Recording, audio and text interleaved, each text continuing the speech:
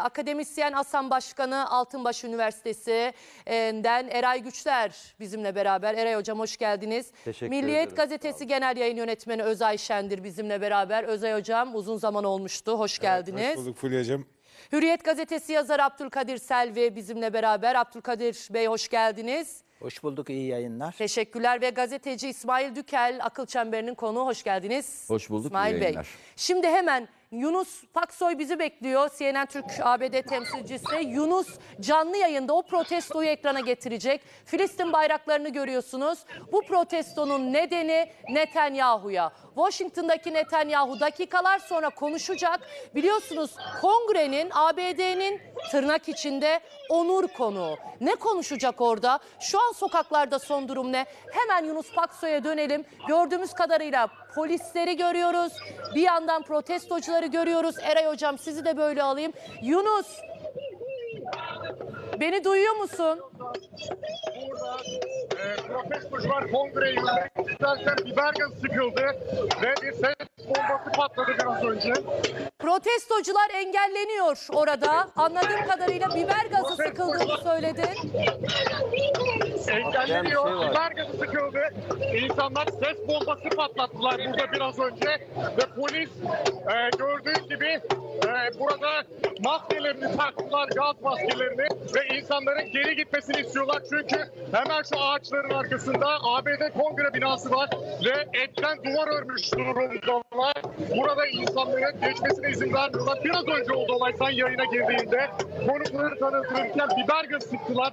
Benim de genzime gelen biber gazı vardı. Burada insanların geçmesine izin vermemeye çalışıyorlar. Çünkü yaklaşık 15 dakika sonra Netanyahu'nun konuşması başlayacak ve insanlar oraya doğru ilerlemek istedi. Bu gördüğümüz Basketbol'daki yokuş, kongreye giden yokuş ve hiçbir şekilde geçilmesine izin verilmiyor. Ekipler hemen talep edildi. Yunus, protestocular Netanyahu'nun konuşma yapacağı kongre binasının önündeler mi? Şu an kongre binasının önündeyiz ve insanlar aslında daha da yukarıya direkt kapısına gitmeye çalışıyor ve polis de izin vermiyor. Burada biraz önce yoğun bir müdahale olmuştu. Yunus bizi tabii duymakta zorlanıyor olabilir çünkü yanında sloganlar atılıyor, bir yandan biber gazı sıkılıyor ve muhtemelen konuşmakta da zorluk çekiyor anladığım kadarıyla o biber gazının etkisiyle. Yunus da etkilendi orada. Yunus, dakikalar önce biz seninle temas kurduğumuzda yani sakin gibiydi, bir anda evet, alevlenmiş ortalık, bir anda. Tansiyon yükselmiş yani. Kongre binasını basmaya çalışıyorlar. Netanyahu'nun Herhalde protestolarını doğrudan Netanyahu'ya göstermek istiyorlar. Bu bir baskın değil de hani oradaki konuşmaya karşı bir eylem, bir nasıl diyelim, önleme girişim. Yalnız gerçekten çok ciddi eylemler var, protestolar var. Otelinde de protestolar oldu. Lazerle yazı yazıldı duvarına, otel duvarına. Yani inanılmaz oradaki tepkiler. Yani 7 Ekim'den bu yana Gazze'de yaşananları konuşuyoruz. Bu katliamın en büyük sorumlusu Netanyahu ve destekçisi ABD. Yunus, seni biliyorum ben, konuşmakta zorluk çekiyorsun biber gazının etkisinden ama bize orada şu an ne oluyor? Bayağı bir kalabalık var ama yani göründüğü gibi mi? Yoğun bir yani protestocudan söz ediyoruz. Doğru mu? Orada nasıl bir durum var şu an? Sesim geliyor mu? Bir teyit eder misin sesimin geldiğini? Yunus, sesin geliyor bize. Tamam, ben seni gayet iyi duyabiliyorum. Burada normalde protestolar devam ediyordu. Daha sonra yürüyüşe geçti binlerce kişi. Ve şurada ben hemen göstereyim. Bakın görüyor musunuz? Arkada kongre binasının kubbesi var. Evet. Oraya doğru yürümeye çalıştı aslında bu binlerce kişi. Ve daha sonra polis hiçbir şekilde geçmesine izin vermedi. Gördüğün gibi burada... Orada bir arbede yaşanıyor herhalde. Bir çığlık var. Ya, evet. slogan mı atıyorlar yoksa itiş Çok kakıştan oluşan bir çığlık mı? Ha, polislere bağırıyor. Geçmesine izin vermediği için polislere bağırıyorlar. Geçmelerine izin vermesi için. Bakın polisin elinde burada biber gazını görebiliyorsunuz. Biraz önce bunu kullandılar ve insanları geri gönderdiler. İşte şu şekilde burada polisin elinde de biber gazı. Arkada ikinci Biraz bir önce kademe sıktılar. daha oluşturulmuş. Yunus, arkada ikinci bir polis bariyeri daha var. Bu öndekiler kim, arkadakiler kim? Onlar da New York'tan gelen polisler ek takviye olarak geldiler. Ha. Yaklaşık 400-500 kilometre öteden ek polis ekipleri yolladılar. Burada insanların geçmesine hiçbir şekilde izin vermiyorlar ama gördüğünüz gibi toplum olaylarına müdahale kitlerini taktılar suratlarına. Gaz maskeleriyle burada etten bir duvar Ya bunlar özel teçhizatlı polisler gibi geliyor.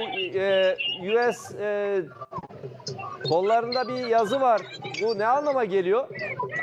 Arkadan bir sis şişesi fırlattılar şimdi polise. Birine hatta şöyle, bakın şöyle göstereyim. Arkadaşlar çıksın. Burada biri tepki gösteriyor. Sen de Arapsın, polise yazıklar olsun diye. Burada bir vatandaş tepki gösteriyor geçmelerine izin vermedikleri için. Gerçekten burada gerginlik bir anda artmış durumda. Netanyahu'nun konuşmasına çok az süre kala insanlar da tepkisini gösteriyor. Ya bunların hepsi Filistinli değil galiba Yunus. Öfkeliler. Hepiniz Ne söylüyor? domuzlarsınız. Hepiniz Siyonist domuzlarsınız diye bağırıyor. Elinde megafon olan hanım bağırıyor burada.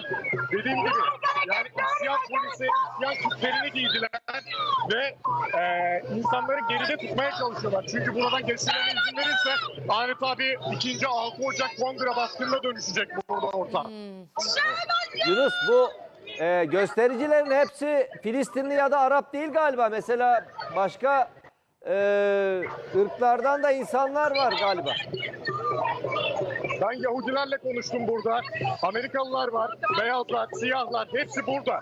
Yani farklı yerlerden insanlar gelmiş durumda. Sadece tek bir demografi yok. Ne kadar gösterici var Yunus? Kalabalık mı Yunus? Birkaç bin kişi diyorsun.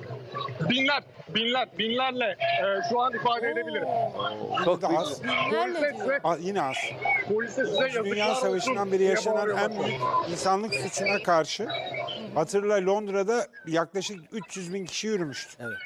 Yani New York'ta da yapılan yürüyüş az buz değil. Orada da 100 binler katılmıştı. Bir şey Ki söyleyeyim. Netanyahu 7 Ekim'den bu yana ilk defa İsrail dışına çıkıyor. Evet, ya şöyledir zaten bölgesinde karmaşa, karışıklık, savaş olanlar genellikle Zelenski'ye atılır. O da ilk Amerika Birleşik Devletleri'ne gitmişti. Bu da ilk Amerika Birleşik Devletleri'ne gitti ama buradaki temel meseleyi bir kez daha hatırlatmakta fayda var.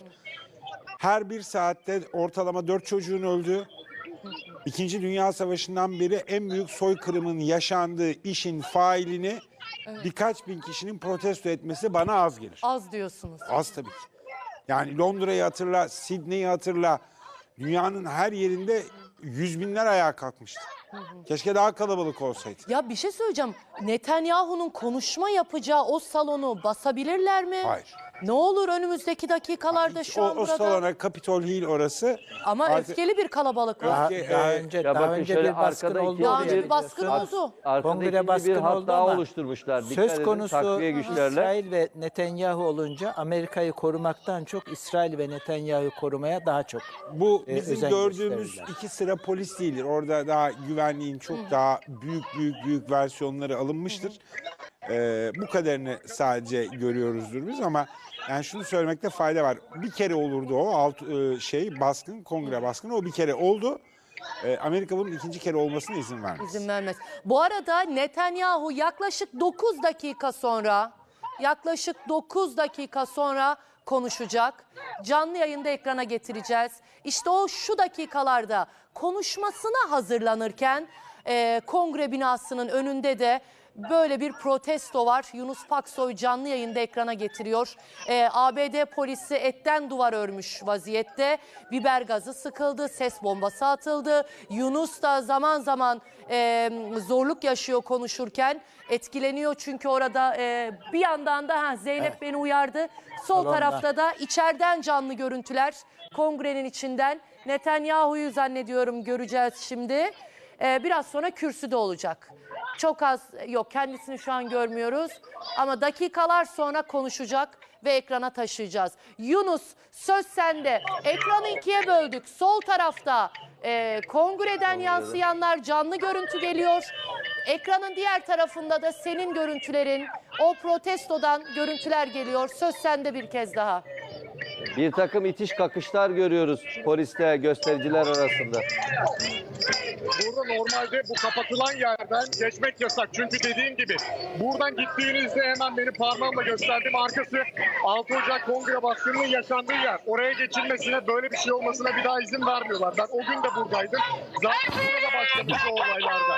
Bugün böyle bir şey izin vermeme adına etten duvar örmüş durumdalar. Mesela o gün bu kadar güvenlik de yoktu.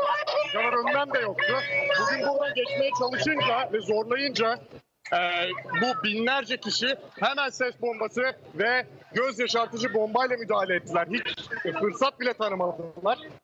İnsanların geri gitmesini sağladılar. İnsanlar da şu an burada zorlamıyor ama polis de geri çekilmiş değil. Gördüğünüz gibi şurada hala bir kısım yürümeye devam ediyor. Yürüyüşlerini devam ettiriyor ve buradan doğru ilerliyorlar. Ama polis geri çekilmiş değil. Evet, polis orada tabii engelliyor. Şimdi konuşmasını da merakla bekliyoruz. Yani katliamcı Netanyahu ne söyleyecek? Özellikle Zırvalayacak Gazze'ye yani, ne dair. diyecek Ne yani? dediniz hocam? Yani zırvalayacak yani, Ya kusura orada- bakmasınlar. Yani ne diyecek? İsrail'in güvenliği diyecek, bilmem ne diyecek. Gene aynı benzer temcit pilavı gibi bugüne kadarki söyledikleri ne varsa aynısını orada Bu da adam söylemeyecek. niye onur konu hocam? Şimdi önce Amerika destek verdiklerini böyle ödüllendirir. Bir şey istediklerini de böyle ödüllendirir. Hatırlayın, Yunanistan'daki askeri üslerin kullanımının süresiz olduğu anlaşmanın imzalandığı Washington'daki törenden sonra Yunanistan Başbakanı da Amerikan Kongresi'ne hitap etmişti. Şimdi burada bizim bakacağımız şey, Amerikan Kongresi'nde ayakta alkışlanacak mı? Ne yapacak? Amerikan Kongresi'nde az sayıda da olsa Müslüman üye var. Onlar neler söyleyecekler? Şimdi çoğunluk liderleri böyle karşılıklı bir sunum konuşmasını yaptılar. Gayet mesut bahtiyar. İçeride bir protesto bir şey olabilir mi? Ya şöyle Müslüman senato üyeleri var. Daha doğrusu Amerikan Kongre üyeleri var. Onlar bir şey yapar mı yapmaz mı ama Amerikan sistemi bunu çok bir prestij meselesi olarak görüyor. Garip bir şekilde. Netanyahu'nun konuşulmasını. Yani şunu da söylemekte fayda var. Biden bugüne kadar Netanyahu'ya hiç Beyaz Saray'da randevu vermemişti. Bir kere görüştü. O da Amerika'da bir kere görüştü. O da Eylül ayında New York'taki Birleşmiş Milletler Genel Kurulu çerçevesindeydi. Ama Amerikan Kongresi onur konuğu olarak davet ettikten sonra o da Beyaz Saray'da kabul etmek durumunda kaldı. Bu da aslında İsrail'in gücü adına bize en fazla fikri veren işlerden bir tanesi. Baksana biraz önce konuşan çoğunluk liderlerinden bir tanesiydi yanılmıyorsam. Yakasında bir de böyle meme kanserine karşı olan o simgeden takmış. Özel hocam kimleri görüyoruz şu an?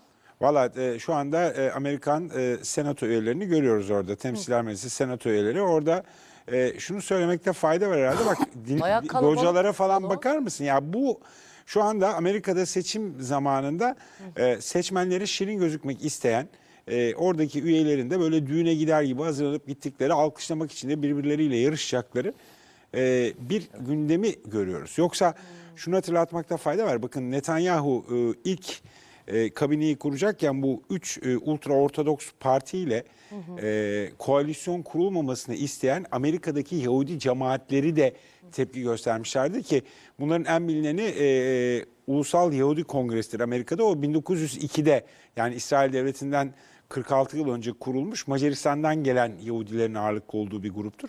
Ama bütün o hava değişti. Şimdi İsrail'e tam destek vermek moda oldu. Yani biz neyi biliyorduk? Amerika'da Kızılderililer sokaklara çıkmışlardı. Kızılderili dansları eşliğinde yüz binler yürümüştü.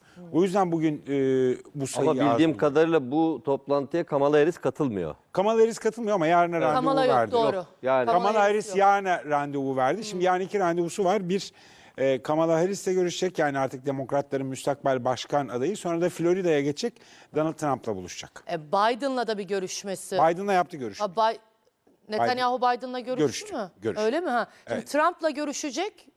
Kamala Harris'le görüşecek. Kamala Önce Kamala Harris'le ayrıca, Washington'da görüşür ayrıca oradan. demokratlardan bir grup senatörün buraya katılmadığını da söyleyebilirim. Yani aslında Ama yine de bir protesto olabilir içeride. şunu demek istiyorum. Yani demokratlar şunu diyorlar.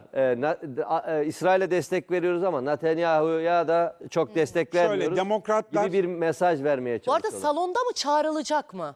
Anons Anons edecekler. edilecek. Oradan konuşması yapılacak. Burada şunu söylemekte fayda var. Aslında Obama döneminde yardımcıyken de Biden bu Yahudi işgalcilerle ilgili Netanyahu ile çok ciddi problemler yaşadılar.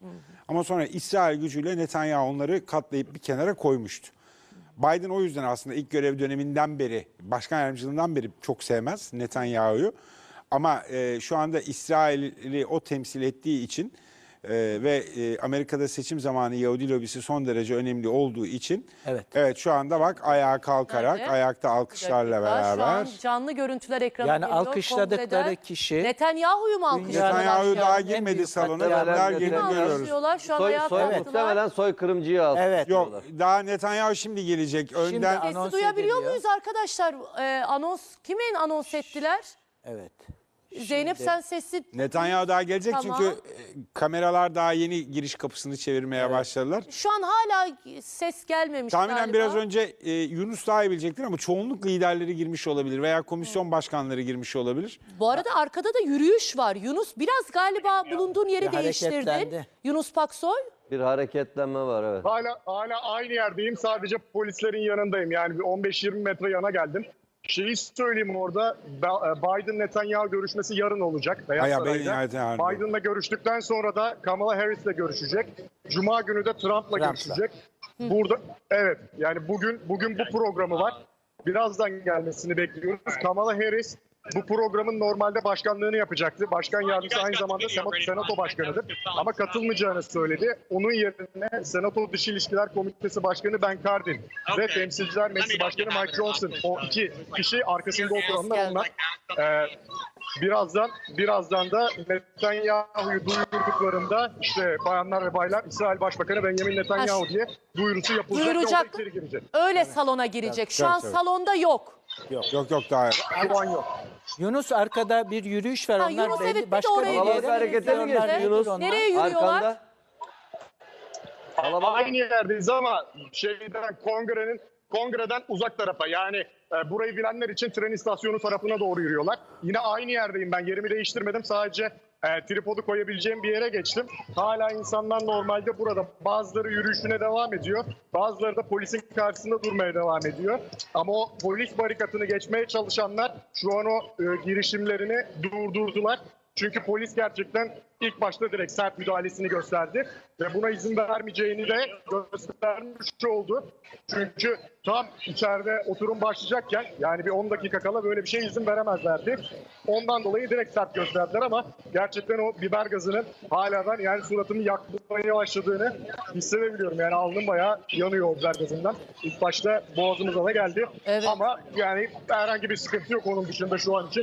Onu söyleyebilirim. İnsanlar da diğer tarafa yani polisin izin verdiği tarafa doğru. Yunus arkada ultra ortodoks Yahudiler gördüm ama şu anda bak Evet, tam da sağda geçiyorlar, tam arkandalar. geçti. Şu anda. Evet. Onlar da mı protesto Hocam, ediyorlar bir Netanyahu'yu? O şeyle. Şunlar bak. Ortodoks Yahudiler de var. Ben biraz önce bu yürüyüş Bayağı başlamadan geçti. önce mesela 67 yaşında Şunlar. 67 yaşında bir Yahudi kadınla konuşuyordum. O da Philadelphia'dan buraya otobüsle geldiklerini söyledi. Bayağı da var. Yahudi 67 yaşında Philadelphia'dan yani yaklaşık 300 kilometredir buraya 350 kilometre otobüsle kalkıp gelmişler. Burada Yahudilerin ciddi desteği var. Hatta 19 bülteninde yayın yaparken de sahne kurulmuştu. O sahneye bir Yahudi haham çıktı. Yani burada sadece öyle Müslümanların falan katıldığı bir şey değil. Beyaz Amerikalılar, siyah Amerikalılar, Yahudiler, Ortodoks Yahudiler. Yani burada her yaştan, her arka plandan, her ırktan insan bulunuyor. Evet. Evet. Yunus bu arada ellerindeki işte o pankartlarda, dövizlerde de zaman zaman görüyoruz yazılanları. Enteresan figürler de vardı. Netanyahu'yu bir şeytan olarak adeta resmetmişler.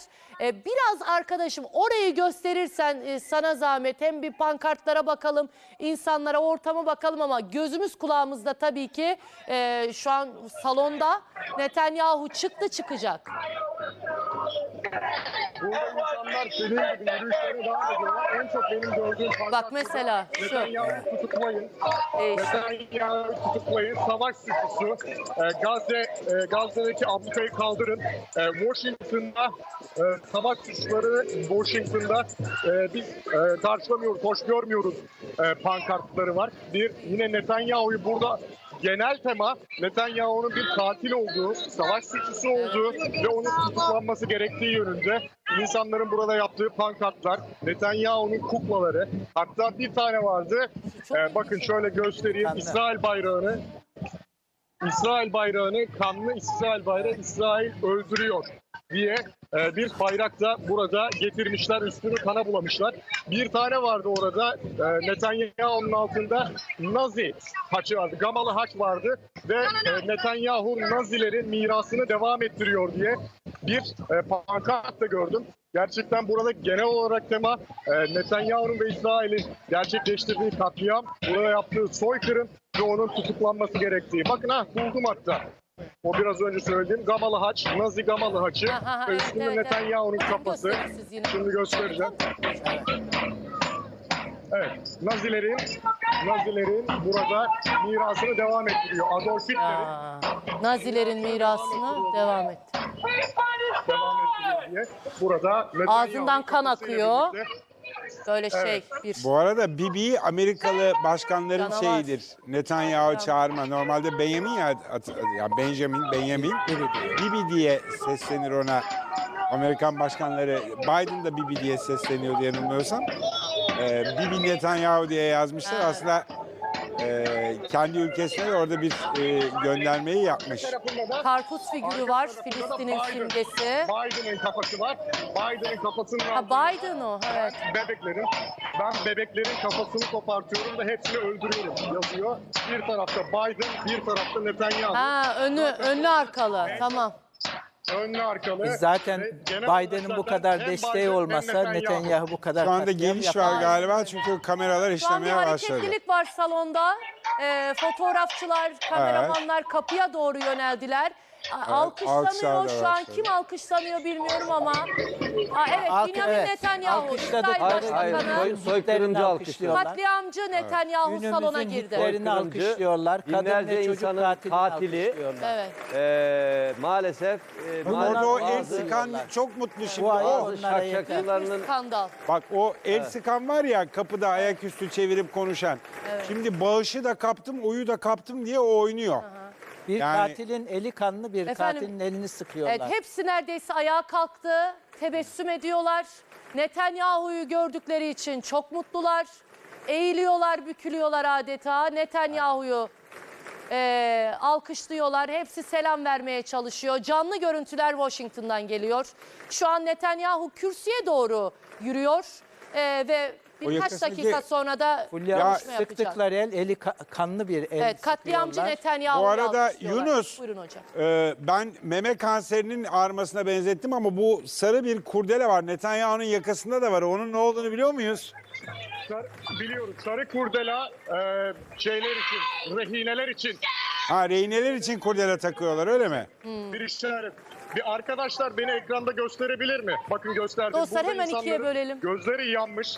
Gözleri yandığı için burada hemen müdahale ediyorlar. İnsanlara burada biber gazı sıkıldığı için bakın gözleri yanıyor. Evet. Ve burada kapat dediler, göstermediler. Right, okay, right, okay. Yunus, Okay, fine. Yunus Senatör Graham eşlik etti. O niye? Var mı özel bir sebebi? Okay, just give me space. Right? I'm just doing my job. Just get away. Niye tepki gösteriyor ki yahu? Şimdi bunlar solcu.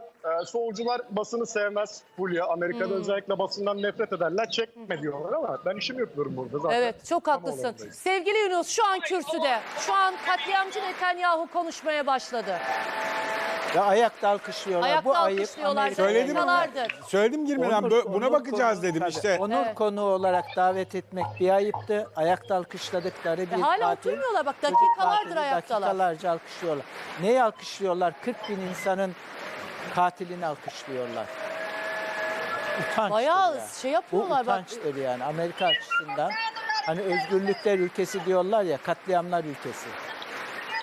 Ya belki yani son zamanlarda gördüğümüz en Ne biliyor acı musun? verici görüntülerden bir tanesi de bu oldu. Şu var ya, bu Amerika'nın bu katliamın ortak olduğunun ve bu katliamı alkışladığının resmidir. İşte hep ne diyoruz? Ekonomiden önce ahlaki olarak batmış bir ülke dünya liderliğini kaybeder. Ahlaki olarak batışın Saatte 4 çocuk. Ya. Yayına başladığımızdan bu yana, tamam mı? 20 dakika sonra 4. çocuk ölmüş olacak. Budur Şu ana kadar 3 alkışladıkları. tane öldü. Senatör Allende'den başlamak Members of gerekiyor. Congress, Vietnam'da I now have the high öldürdüklerinden privilege başlamak and distinct gerekiyor. honor of Amerika'yı presenting to you His böyle anlamak Excellency gerekiyor. Benjamin Netanyahu, Katliamı Prime Minister of Israel. alkışlıyorlar. Amerika Bu şimdi böyle değil. Amerika hep böyle. Hep böyle işte. O yüzden söylüyorum, böyle. Vietnam'da öldürdüklerinden başlamak böyle. gerekiyor. Evet, konuşmaya başladı. Sesimizi alıyor musunuz arkadaşlar? Amerika için utanç görüntüleri maalesef. Bu Amerika'nın katliama ortak olduğu ve alkışladığının Ya El durmadılar pençe ya, divan var ya. Şurada oturmuyorlar. el Kaç pençe dakikadır divan var. ayakta bunlar Hani ya. alkışlamayanlar da böyle el pençe divan duruyorlar. Alkışlamayan yok ki. Yukarıda Önde vardı. birkaç kişi var alkışla onlar da el Demek ki pençe biz de divan. artık bu anti-emperyalist çizginin ne kadar kıymetli bir çizgi olduğunu farkına varmak gerekiyor ülkece. eğiliyorlar, bükülüyorlar. Ha şimdi bak bir de terörist ağlar bu katliamın utanmadan. karşısında. Speaker of the House, Meclis Mike Başkanı Johnson, Mike Johnson, Senator Ben Cardin, Senatör Ben Carson, Minority Leader Hakeem Jeffries, azınlık lideri Hakeem Senate Majority Jeffries, Leader Chuck Schumer, Senato çoğunluk lideri Chuck Schumer, Senate Minority Leader, Senato azınlık McConnell, lideri Mitch McConnell, Senators, senatörler, Members of Congress, kongre üyeleri, distinguished guests. değerli misafirler. Mr. Speaker, Sayın Meclis Başkanı, I want to thank you for giving sizlere me öncelikle the teşekkür profound etmek honor istiyorum. Bana bu of addressing onuru this verdiniz great citadel ve of bu democracy for the demokrasinin fourth time. başı burada, 4. kez burada konuşma hakkı verdiğiniz için bana teşekkür ederim.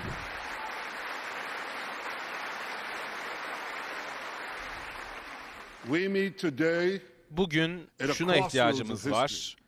Our world Ama is in öncesinde bir upheaval. dönüm noktasındayız ve dünya Middle için çok East, önemli bir nokta. Iran's Orta axis of Doğu'da terror İran'ın confronts America, terörü Israel, and our Arab friends. Amerika'yı, Arap This is dostlarımızı not ve a İsrail'i clash hedef of alıyor. civilizations. Bu medeniyetlerin It's a çatışması clash değil. between Bu barbarism and civilization. barbarlık ve medeniyet arasındaki bir çatışma.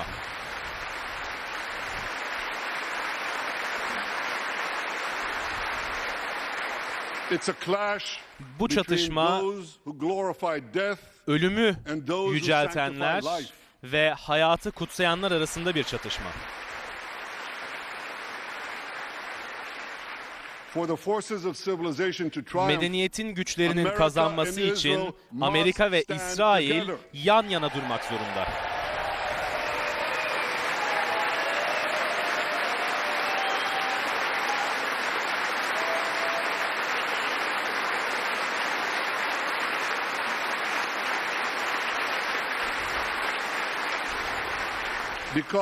Çünkü when we stand together, yan yana durduğumuz zaman, something birlikte very durduğumuz simple zaman happens. çok basit bir şey we ortaya win, çıkıyor. they lose. Bu da biz kazanırız, onlar kaybeder.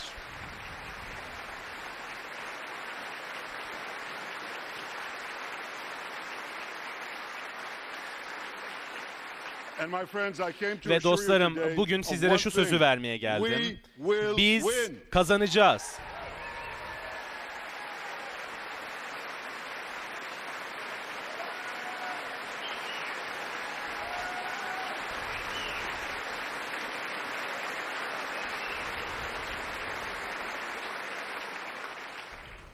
Ladies and gentlemen, Hanımefendiler ve beyefendiler, like December 7th, 7 1941, Kasım and September 1941 11th, ve 2001, 11 Eylül 2001 October gibi 7th 7 is a day Ekim'de that will forever live bizim in infamy. sonsuza kadar It was kötü the Jewish anacağımız bir holiday gün. of Simchat Torah. Bir Today Yahudi is a bayramında perfect day, not a cloud yaşandı. in the sky. Saldırı için harika bir Thousands of young gündü. Israelis Çünkü güneşli bir gündü ve bulut bile yoktu. Binlerce İsrailli festivalde kutlama yapıyordu ve bir anda bir akşam, bir gündüz çocuklar hala uyurken birden cennet cehenneme dönüştü. 3000 Hamas teröristi İsrail'e saldırdı. İsrail topraklarına girdi. 1200 kişiyi, 41 ülkeden 1200 kişiyi katlettiler ve bunların arasında Amerikalılar da vardı. Ve nüfusumuza oranla bu 29-11 Eylül saldırısına eşdeğer bir saldırıydı tek bir günde. Kadınlara tecavüz ettiler, erkeklerin kafasını kestiler ve bebekleri canlı canlı yaktılar. They killed parents in front of their children Ebeveynleri çocuklarının önlerinde öldürdüler and children in front of their parents. ve çocukları ebeveynlerinin önlerinde They öldürdüler. dragged 255 people, 255 both living and kişiyi hem canlı dead, hem into the dark ölü dungeons of Gaza. Gazze'nin karanlık Israel has mahzenlerine already brought sürdüler. home 135 of these hostages, İsrail bunlardan including 7 who were 145'ini freed in evine rescue götürdü operations. ve bunların birçoğu da kurtarma operasyonlarıyla elde edildi.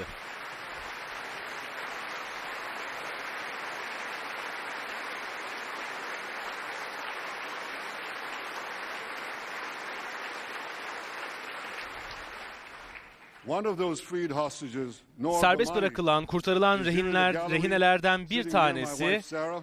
burada eşimle birlikte morning- oturmakta ve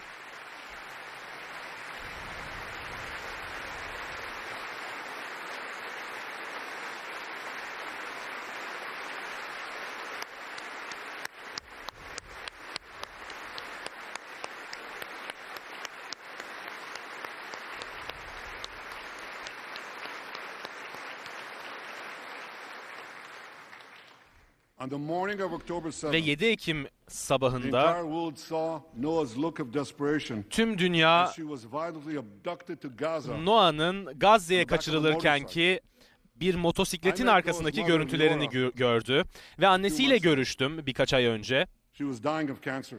Kanserden ölmek She said to üzereydi. me, Bana dedi ki, Prime Minister, Sayın Başbakan, I have one final wish. sizden son bir dileğim var. I wish to hug my daughter Ben Noah kızımı one last Noah'yı time before son I bir die. kez, ölmeden önce son bir kez kucaklamak istiyorum dedi. 2 months ago, 2 ay I önce authorized a breathtaking commando rescue operation. nefes kesici bir kurtarma operasyonuna yetki verdim. including Bizim a özel heroic kuvvetlerimiz named Arnon Zmora, who fell in this battle. bu savaşta, bu çatışmada hayatını kaybetti ve Noah da dahil olmak üzere 4 rehineyi kurtardı.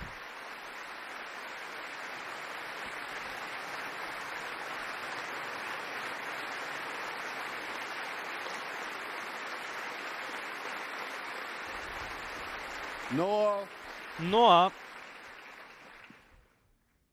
I think it's one of the most moving things. ki bu en duygulandırıcı olaylardan biriydi. Noah annesiyle bir araya geldiğinde Last wish.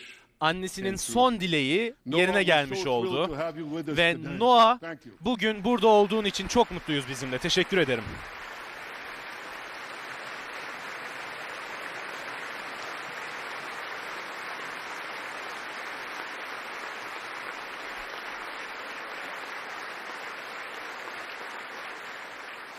Many hostage families are also Birçok here with us rehine today. ailesi yine bizimle birlikte buradalar. Eliyahu Buna Bibas, Elya'nın ailesi, Eliyahu Bibas Elia Bibas, is the grandfather of those two beautiful İki red-headed boys, the Bibas kızıl boys. Thomas Bibas çocukların, iki And they were kızıl taken çocuğun hostage ebeveyni with ve their onlar mother da rehine olarak alınmışlardı anneleriyle sorry, birlikte. Çok and pardon. Eliyahu's Eliyahu'nun son.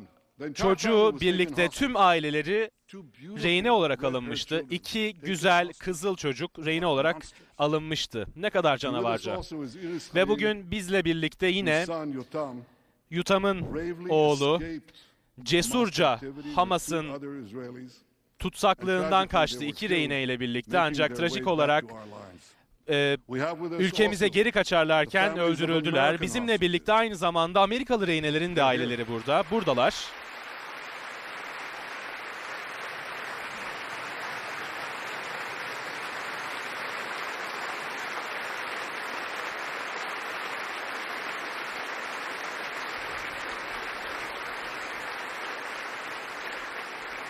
The pain these families have Bu endured ailelerin çektiği ızdırap is beyond words. kelimelerle I met anlatılamayacak with them derecede. again yesterday.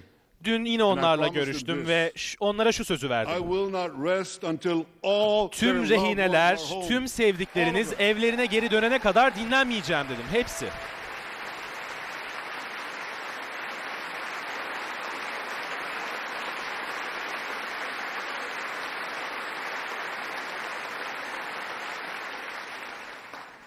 As we speak, Ve şu an biz konuşurken we're actively engaged bir yandan in aktif intensive olarak efforts to yoğun bir secure their şekilde release rehinelerin serbest bırakılması için çalışmalara devam ediyoruz ve bazıları şu anda serbest bırakılmakta ve biz başarılı olacağımızdan da çok eminiz.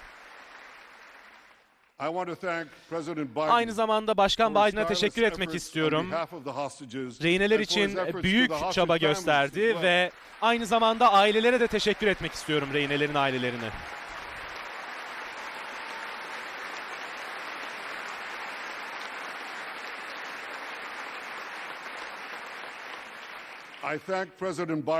Sayın Başkan'a İsrail'e desteği için teşekkür ediyorum. 7 Ekim'de gerçekleşen korkunç saldırıdan sonra Hamas'a kötülük dedi.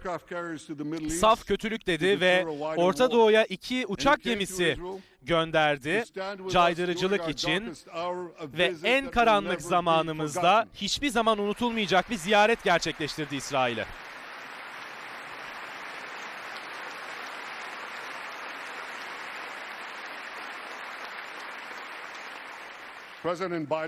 Başkan Biden ve ben birbirimizi 40 yıldan uzun süredir tanıyoruz ve kendisine yarım asırdır süren İsrail dostluğu için teşekkür ediyorum. Ve kendisi de dedi ki ben gururlu bir İrlandalı Amerikalı Siyonistim dedi. Dostlarım, 9 aydan uzun süredir İsrailli askerler sınır tanımaz bir cesaret gösterdiler ve bizimle birlikte bugün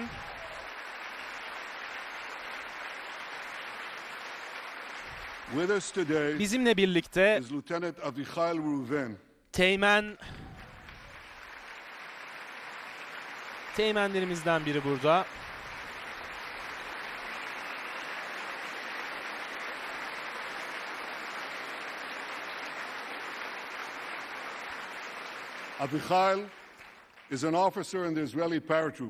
İsrail paraşütlü para askerlerinden biri, ailesi Etiyopyalı ve 7 Ekim'in erken saatlerinde haberleri aldıktan sonra, Hamas'ın kanlı saldırısının haberini aldıktan sonra üniformasını aldı, silahını aldı.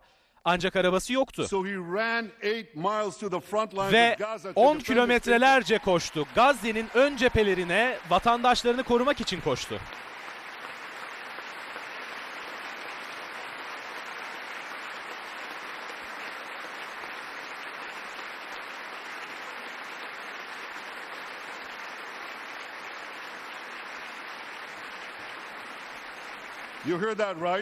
Doğru duydunuz.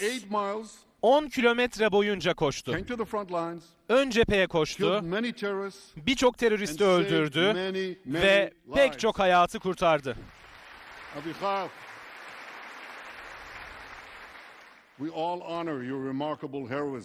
Hepimiz senin bu onurlu kahramanlığının sonucu sebebiyle müteşekkiriz ve tam yanında, Abiyail'in tam yanında Teğmen Ashraf Al-Bahiri var.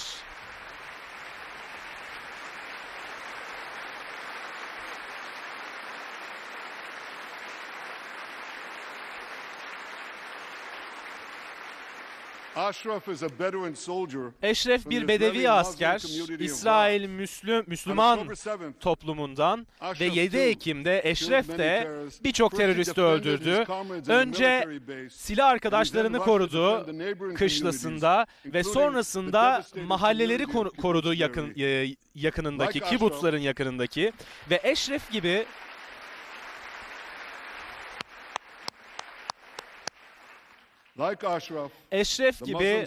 Müslüman askerler, İsrail güçlerinin Müslüman askerleri, Hristiyan, Yahudi ve diğer silah arkadaşlarıyla birlikte çok büyük bir cesaretle savaştılar.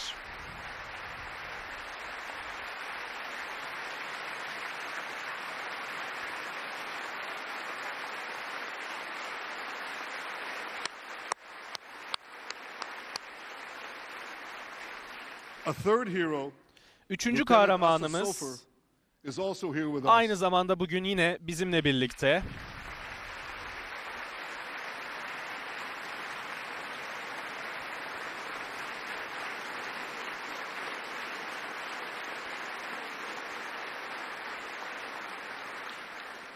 Asaf fought as an officer in the Tank Corps.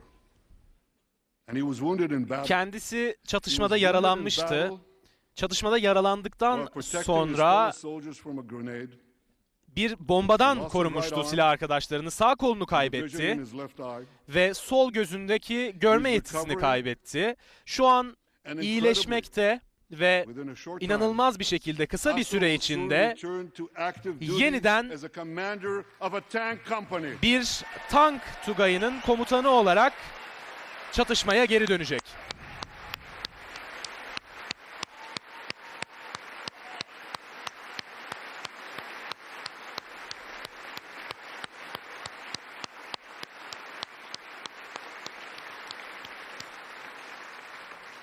I just learned there is a fourth hero here. Aynı zamanda Lieutenant dördüncü kahramanımız da Jonathan burada. Gonzalo, who lost a leg in Gaza and continued to Gazze'de fight.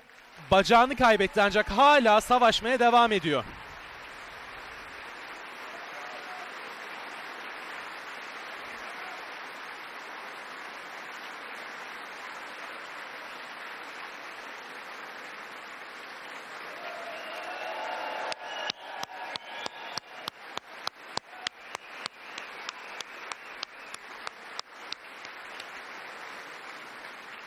My friends, Dostlarım, these are the soldiers of bunlar Israel. İsrail'in Unbowed, askerleri. undaunted, Eğilmez, unafraid. korkmaz ve geri çekilmez.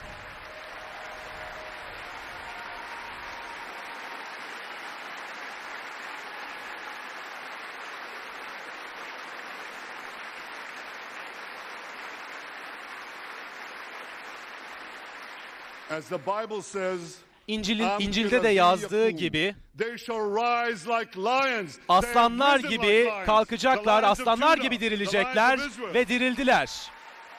İsrail'in askerleri.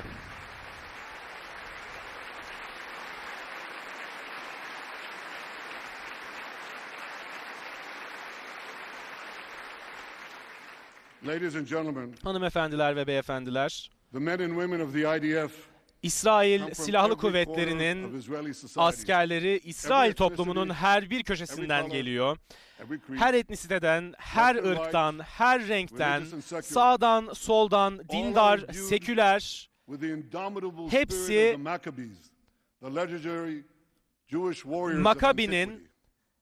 With us ruhuyla today savaşıyorlar is ve Yehiel bizimle Leonard, birlikte the bugün father of one of those Maccabees. bu Makabilerden Yehiel's bir father tanesinin escaped the ebeveyni Holocaust burada. and found refuge in America. As a Ailesi young man, soykırımdan Yehiel kaçıp moved to Amerika'ya Israel sığınmıştı. and raised a Ancak family of kendisi 8 children. İsrail'e taşındı ve He 8 named çocuklu his bir eldest son aile Moshe kurdu. after his late father. Çocuklarından biri Moshe babasından became an aldı exemplary ismini. officer in one of our elite commando Bizim units. elit He served with distinction for 2 decades. komando While raising birliklerimizin 6 beautiful birinde children of his elit own. bir üye olarak görev yapmaya October başladı 7th, ve 7 Moshe Ekim'de volunteered to return to combat.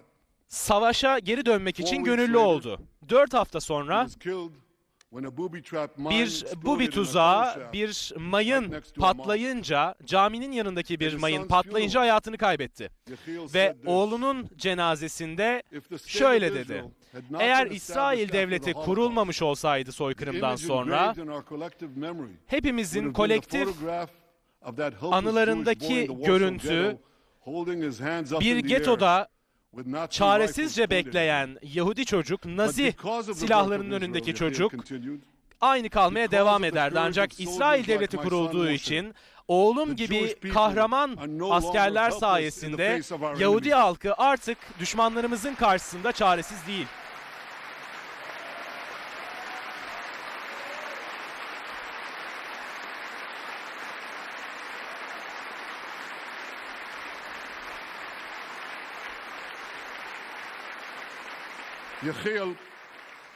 Yehiel, please rise so we can honor your son's sacrifice. Yehiel, And I lütfen pledge to ayağa you kalk and to ki all the biz bereaved de families of Israel, oğluna some of whom are in saygımızı this hall gösterelim today, ki sana söz the veriyorum. sacrifice of your loved ones will not be Sevdiklerinizin in vain. fedakarlığı boşuna olmayacak.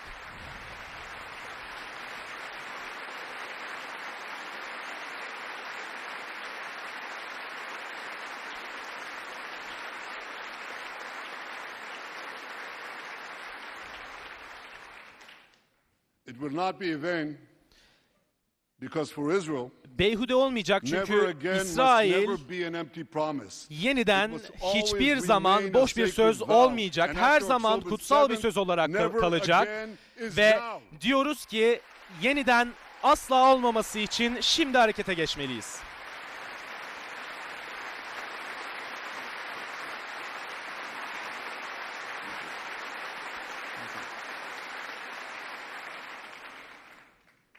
My friends, defeating our brutal enemies Dostlarım, düşmanlarımızı yenmek hem cesaret hem de netlik gerektiriyor. by knowing the difference. Netlik şunu bilmekle başlıyor. İyi ve kötü Yet arasındaki fark. incredibly, Ve many anti-Israel inanılmaz bir protesters, şekilde anti-İsrail many choose to stand protestocuları with evil. birçoğu kötülükle They stand yan with yana Hamas. durmayı They stand doğru with görüyor. rapists and Hamas'la murderers. birlikte They stand with durmayı people doğru who came görüyorlar. into the kibbutz, Tecavüzcülerle into a Tecavüzcülere home. destek vermeyi doğru görüyorlar. The Ki parents bunlar of the kibutzlara children, the two gitti, babies, in evlere the attic, gittiler, in a secret çocukları, attic. bebekleri They gizli murdered the families. odalardan aldılar, parents, aileleri they found the öldürdüler, secret ebeveynleri latch öldürdüler, to the hidden attic, and gizli then they odalara murdered olan the babies. kapıları buldular ve bebekleri protesters öldürdüler. stand with Bu them, they protestocular should be ashamed onları of destekliyor ve kendilerinden utanmaları gerekiyor onların.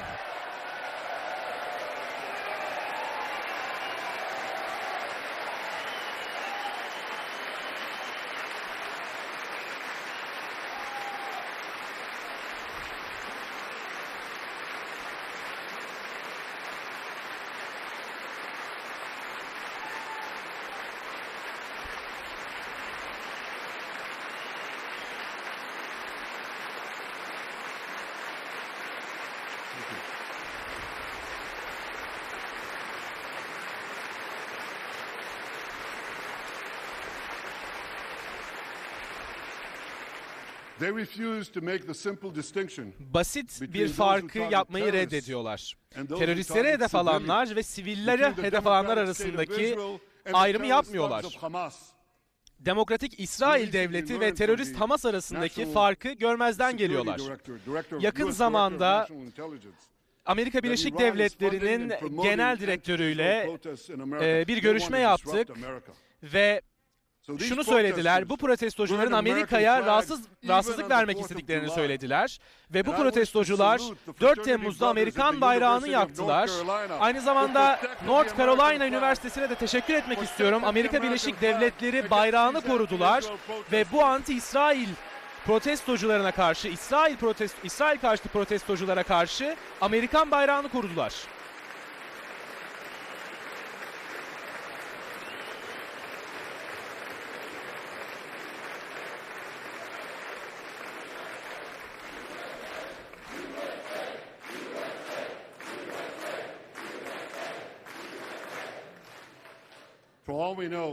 Ve bildiğimiz kadarıyla İran, İsrail karşıtı protestoları fonluyor şu an devam eden, şu an bu binanın dışına devam eden. Çok fazla kişi değiller ama oradalar, şehrin dört bir tarafındalar.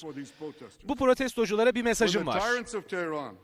İran'ın tiranları, gayleri assan, kadınları başlarını örtmediği için öldüren ve sizi fonlayan İran, siz İran'ın kullanışlı aptalları oldunuz.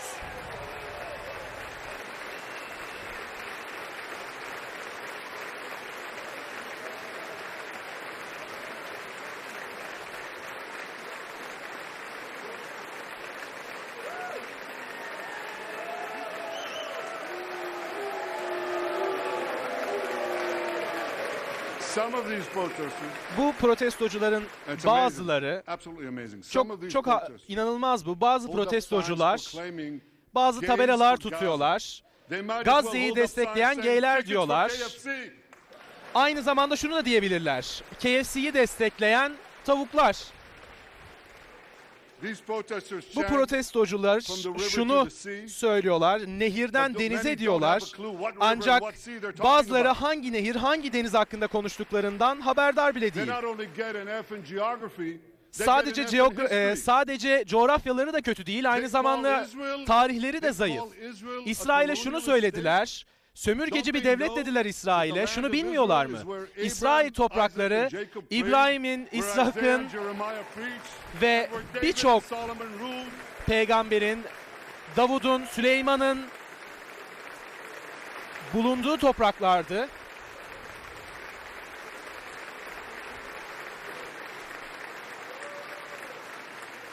For nearly 4,000 years, Ve 4000 yıl the land boyunca of Israel has been the İsrail homeland of the toprakları Jewish people. Yahudi It's halkının always been evi our home. oldu. It will Her always zaman be bizim our home. evimizdi, her zaman bizim evimiz olmaya devam edecek.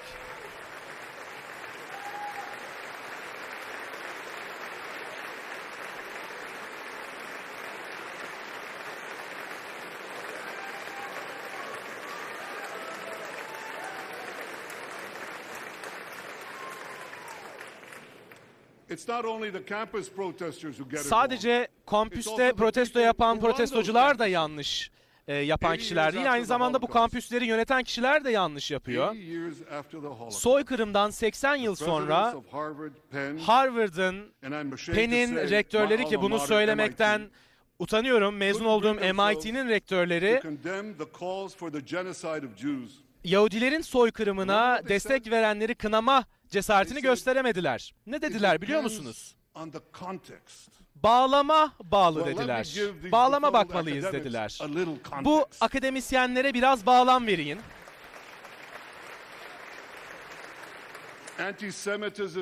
Antisemitizm dünyanın en eski nefret suçlarından biri. Ve seneler boyunca Yahudilerin katliamı hep inanılmaz suçlamaların ardından geldi. Suları zehirlediklerimiz, hastalık yaydığımız, öldürülen bebeklerin kanlarını kullandığımız, bu antisemitik yalanlar, inanılmaz yalanlar, toplu katliamlara ve sonunda da dünyanın en kötü soykırımına, Yahudi soykırımına yol açtı. Ve bu kötü niyetli yalanlar yıllar boyunca sadece Yahudilere karşı da yöneltilmedi, şimdi artık Yahudi devletine karşı da yöneltiliyor. Lütfen alkışlamayın, dinleyin. Bu iftiralar, İsrail'i soykırımcı diyen iftiralar, İsrail'in meşruluğunu kaybetmesi için, şeytanlaştırmak için yapılan yalanlar her yerdeki Yahudileri şeytanlaştırıyor ve Amerika'daki ve dünyanın dört bir tarafında antisemitizmin yükselişe geçmesi şans değil. Dostlarım, ne zaman ve nerede antisemitizmin yükselişe geçtiğini görürsek anında karşılığında kınamalıyız ve savaşmalıyız. Hiçbir istisna olmadan.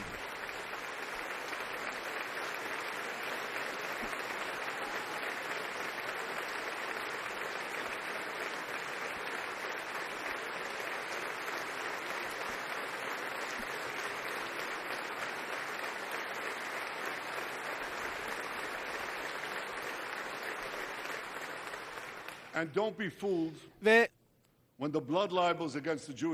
Yahudilere karşı iftiralar, ipek, röpte şambır giyenler ve adaletten bahsedenler insanlar tarafından yapılmıyor sadece. Bunlar tarafından da yapılıyor ve Uluslararası Ceza Mahkemesi İsrail'e Gazze'lileri aç bıraktığı konusunda iftira attı. Bu bir yalan, bu tamamen bir uydurma.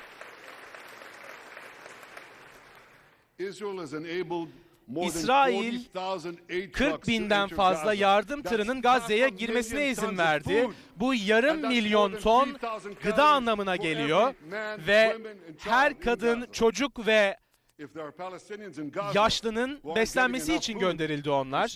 Gazze'dekilerin yeteri kadar gıda alamamasının sebebi İsrail'in engellemesi değil, Hamas'ın onları çalması.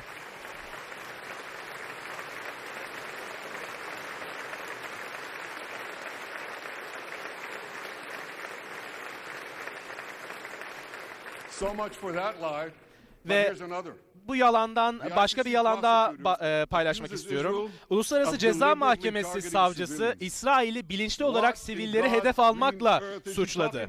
Ne hakkında konuşuyor bu adam?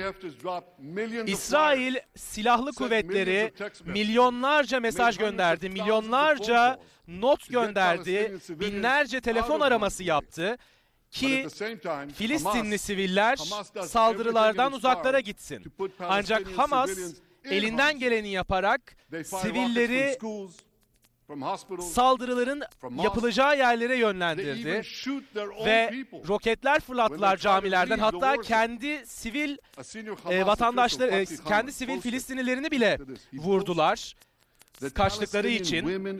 Filistinli kadın ve çocuklar insanlardan kalkan olmak için çok iyi görev yapıyorlar dediler.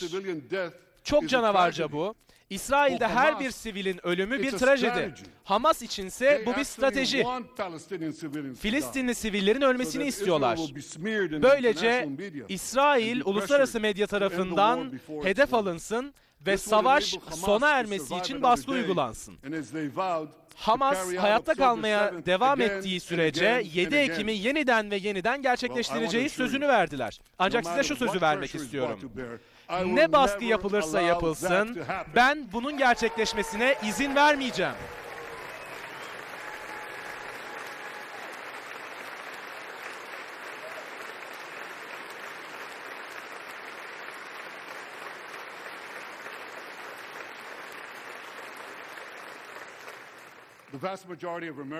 Amerikalıların çoğu bu Hamas propagandasına inanmadı. Hala İsrail'i desteklemeye devam ediyorlar. Ve Amerika'ya teşekkür ediyorum demek istiyorum. Ve kongre üyelerine de teşekkür etmek istiyorum. Bizi desteklemeye devam ediyorlar. İsrail'i desteklemeye devam ediyorlar. Doğruluğu desteklemeye devam ediyorlar ve yalanların gerçek yüzünü görüyorlar. Ancak Hamas'ın yalanlarına inananlara şu sözü söylemek istiyorum. John Spencer, West Point'te bir akademisyen ve şehirlerde düzenlenen tüm çatışmaların araştırmalarını yapıyor ve beni düzeltti. Tarihteki tüm şehir çatışmalarını inceledi. İsrail, tarihteki tüm orduların ve uluslararası hukukun gerektirdiği tüm gereksinimlerden fazla olarak, tarihteki tüm ülkelerden fazla olarak sivilleri korumak için elinden geleni yapıyor dedi.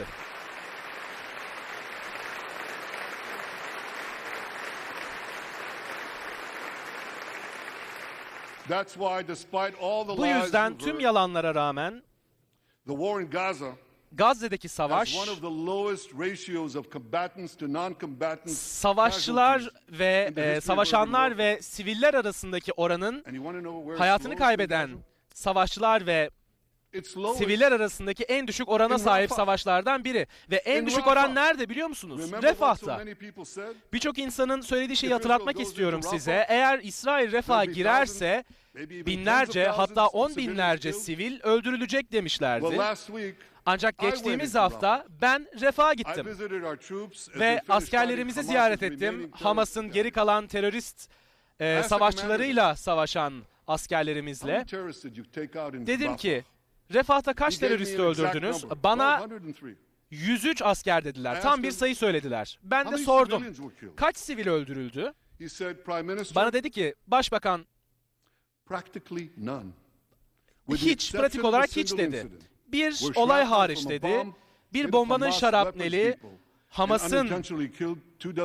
Hamas'a yönelik gönderilen bir bombanın şarapnelinden bir sivil öldürüldü. Ancak pratik olarak kimse öldürülmedi. Neden biliyor musunuz? Çünkü İsrail insanları saldırıdan, zarardan uzaklaştırdı. Birçok insan bunu bizim yapmadığımızı söylüyor, ancak biz bunu yaptık.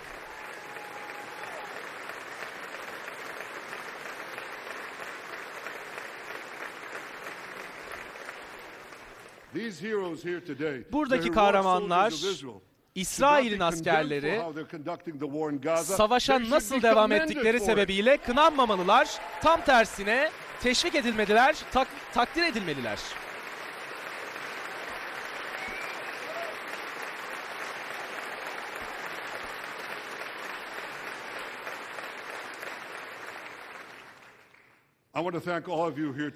Bugün burada olan herkese teşekkür etmek istiyorum. Uluslararası Ceza Mahkemesi'nin yalanlarına karşı bizi desteklediler. Bunlar sadece iftira değil, tehlikeliler. Uluslararası Ceza Mahkemesi İsrail'in elini kolunu bağlamaya çalışıyor kendini savunmaması için. İsrail'in eli kolu bağlanırsa sırada Amerika olur. Ve sonrasında kimin olacağını da söyleyeyim. Tüm demokrasilerin terörizme karşı savaşması engellenir. Savaştığımız şey de bu. Bu yüzden Yahudi devletinin elleri hiçbir zaman bağlanmayacak. İsrail her zaman kendini savunmaya devam edecek.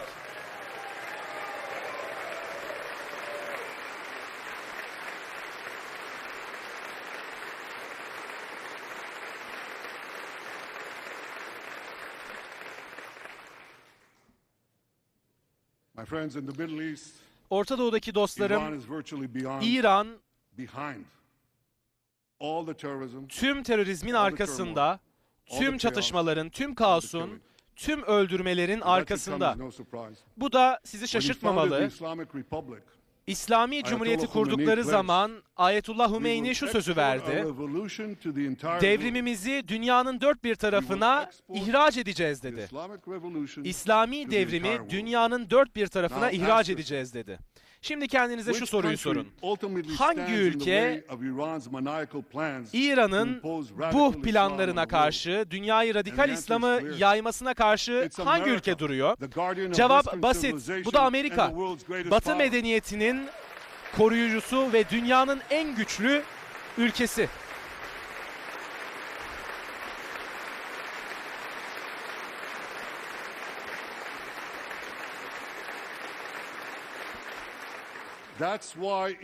Bu yüzden İran Amerika'yı en büyük düşmanı olarak görüyor. Geçtiğimiz ay bir açıklama yapıldı. Savaşla ilgili konuşmam söylenmişti ancak başka bir soruydu bu. İran'ın vekili Hizbullah'ın Dışişleri Bakanı, bu İsrail'le karşı bir savaş değil, İsrail bir araç. Asıl savaş Amerika'ya karşı dedi. İran rejimi Amerika'ya karşı gücü devraldığından beri savaşıyor. Amerikan Büyükelçiliğine saldırdılar. Amerikalıları 400 gün boyunca esir aldılar ve o günden beri İran'ın terörist vekilleri Amerika'yı hedef almaya devam ediyor. Orta Doğu'da ve daha da ötesinde. Beyrut'ta birçok Amerikan askerini öldürdüler. Afrika'da Amerikan büyükelçiliklerini bombaladılar.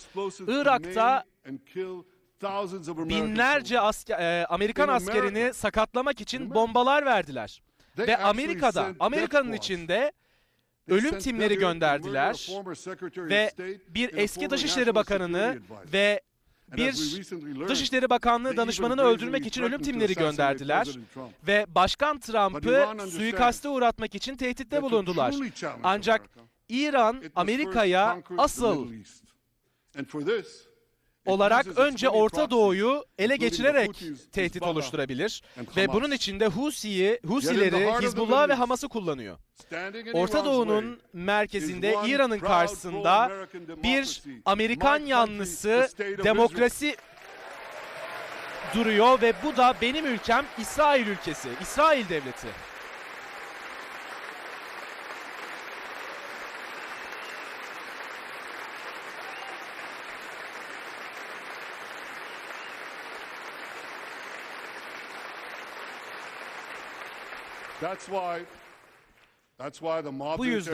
Bu yüzden Tahran'ın çeteleri İsrail'e ölüm diye bağırıyorlar. Amerika'ya ölüm diye bağırılmadan önce İsrail'e ölüm diye bağırıyorlar. Çünkü İran için önce İsrail sonra Amerika. Bu yüzden İsrail Hamas'la savaşırken İran'la savaşıyoruz. Hizbullah'la savaşırken İran'la savaşıyoruz. Husilerle savaşırken İran'la savaşıyoruz. Ve İran'la savaşırken de dünyanın en kötü, en büyük terörist ülkesi İran'la savaşıyoruz. Ve İran'ın nükleer silahlara erişmesini engellemesi için birlikte çalışıyoruz. Ve İran nükleer silahları elde ederse İran, İsrail'i ve Amerika'yı yok edecek. Biz sadece kendimizi korumuyoruz, biz sizi de koruyoruz.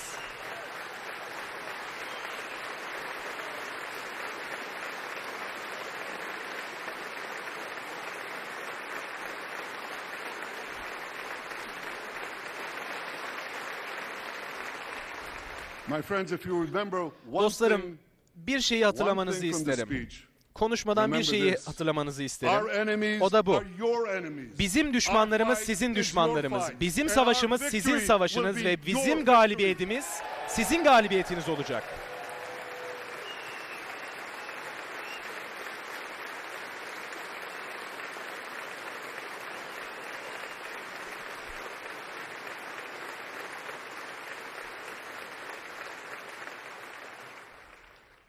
Ladies and gentlemen, Hanımefendiler ve beyefendiler, İsrail'in Hamas'ı yenmesi, İran'ın terörizmine karşı büyük bir darbe olacak ve bu çevrenin bir diğeri de Hizbullah, bir diğer üyesi de Hizbullah. Binlerce füzeyi, binlerce roketi, drone'u bize karşı gönderdiler. Ve Kuzey İsrail'de binlerce vatandaşımız evlerinden tahliye edilmek zorunda kaldılar ve kendi topraklarında göçmen haline geldiler. Biz evlerine geri götürmek için onları geri ulaştırmak için elimizden geleni yapacağız. Ancak şu konuda net olmak istiyorum. İsrail yapması gereken her şeyi yapacak. Kuzey sınırımızda güveni sağlamak ve vatandaşlarımıza evlerine ulaştırmak için gerekli her şeyi yapacak.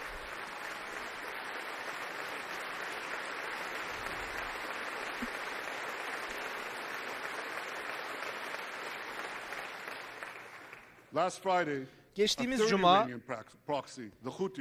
Husiler Tel Aviv'e ölümcül bir drone'la saldırdılar.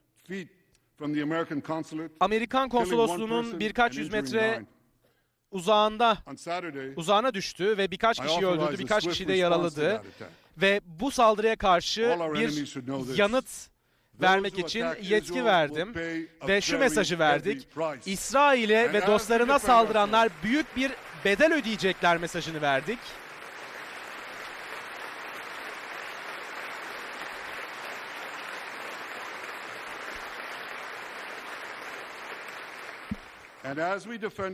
Ve kendimizi tüm cephelerde korumaya devam ederken Amerika'nın bizim arkamızda olduğunu biliyorum ve size bunun için teşekkür ediyorum. İki partiye de teşekkür ediyorum.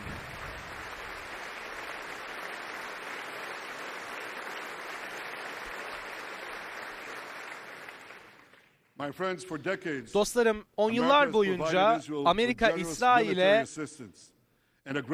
eli açık bir şekilde askeri yardımda bulundu ve İsrail'de önemli istihbarat paylaşımında bulundu, birçok insanın hayatını kurtaran ve en karmaşık silah sistemlerini üretiyoruz biz. Dikkatli bir şekilde seçiyorum sözlerimi. Ortak bir şekilde dünyanın en komplike, en sofistike silah sistemlerini ürettik ülkelerimizi koruması için. Aynı zamanda Amerikan askerlerini korurken ortak çıkarlarımızı korumaya da devam ediyoruz Orta Doğu'da.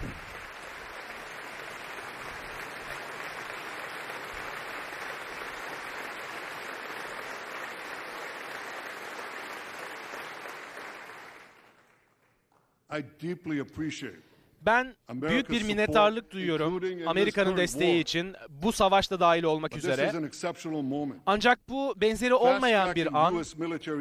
Amerikan askeri yardımını hızlandırmak, Gazze'deki savaşı sonlandırmayı ve Orta Doğu'da daha geniş bir savaşı engellemeye büyük bir fayda sağlayacaktır. Ve İkinci Dünya Savaşı medeniyetlerin ön cephelerinde savaşılmıştı. Winston Churchill bu sözlerle mesajını vermişti. Bize araçları verin, bize aletleri verin, biz de işi bitirelim demişti. Şimdi de medeniyetin ön cephesinde İsrail bulunuyor ve Amerika'ya şu çağrıda bulunuyorum. Bize araçları, bize aletleri hızlıca verin, biz de işi hızlıca bitirelim.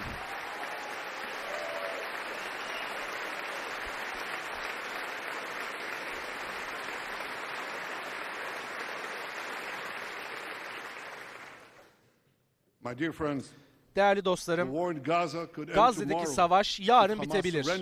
Eğer Hamas teslim olur, silah bırakır ve tüm rehinelerini serbest bırakırsa.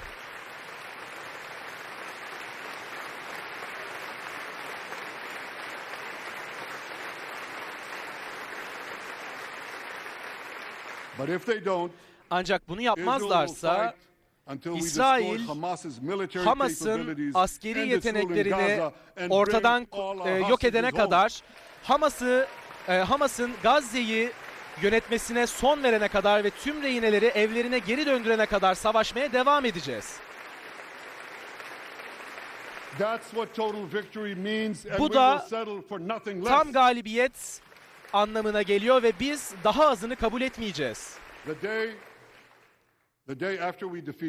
Hamas'ı yendiğimiz günden sonra yeni bir Gazze ortaya çıkabilir. Benim o gün için vizyonum silahsızlandırılmış ve radikalleşmekten kurtarılmış Gazze. İsrail Gazze'yi yönetmek istemiyor ancak önümüzdeki gelecekte oradaki güvenliği elde bulundurmalıyız ki Gazze yeniden hiçbir zaman İsrail'e karşı bir tehdit oluşturamasın.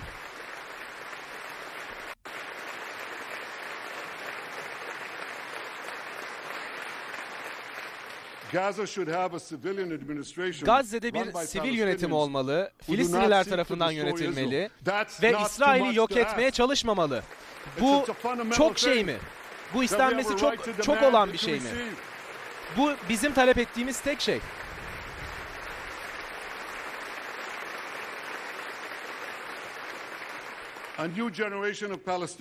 Yeni nesil Filistinliler Yahudilere nefret etmeyi öğretilmemeli, bizimle barışçıl bir şekilde yaşamak öğretilmeli onlara.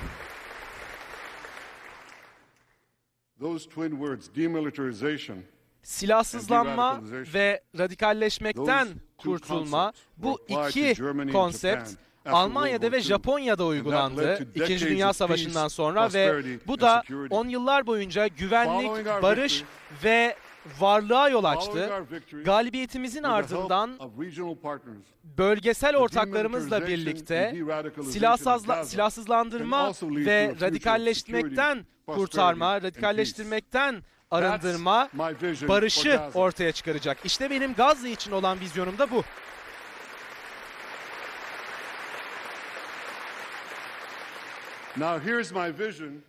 Şimdi Orta Doğu için vizyonumu da anlatmak isterim sizlere. Bu da aynı zamanda bizim 2. Dünya Savaşı'ndan sonra gördüğümüz yaşananlardan şekillendi. Amerika Birleşik Devletleri Avrupa'da Sovyet'e karşı bir ittifak oluşturdu ve benzer şekilde Amerika ve İsrail Orta Doğu'da İran tehdidine karşı bir ittifak oluşturabilir. İsrail'le barışta olan tüm ülkeler ve İsrail'le barışacak tüm ülkeler bu ittifaka davet edilmeli.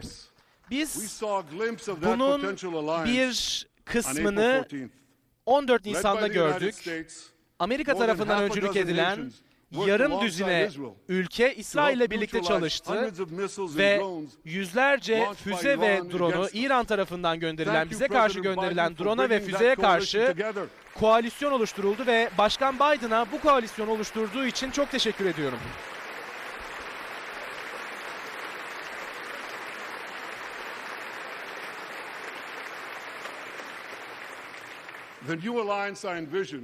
Bu yeni ittifak İbrahim anlaşmalarının doğal bir uzantısı olacak. Cumhuriyetçiler ve demokratlar tarafından da desteklenecek. Bunun için bir isim de düşündüm. Buna bence İbrahim İttifakı demeliyiz. Başkan Biden'a liderliği için de teşekkür etmek istiyorum. Tarihi İbrahim Anlaşması'na öncülük ettiği için.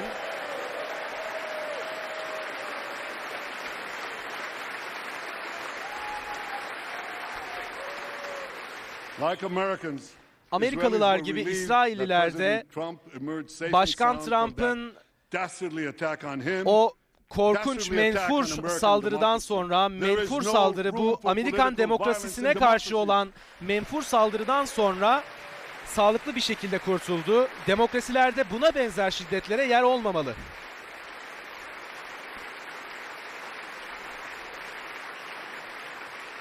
I also want to thank President Trump Aynı zamanda for all Başkan the things he did Trump'a for Israel, İsrail için from yaptığı her şey recognizing için de Israel's teşekkür sovereignty ediyorum. over the Golan İsrail'in Heights, to Golan confronting tepelerindeki Iran's aggression, egemenliğini tanıdığı to için, recognizing Jerusalem as our capital, and Kudüs'ü moving the American başkentimiz embassy olarak kabul ettiği için, tanıdığı için ve Büyükelçiliği oraya taşıdığı için Başkan Trump'a teşekkür ediyorum. there.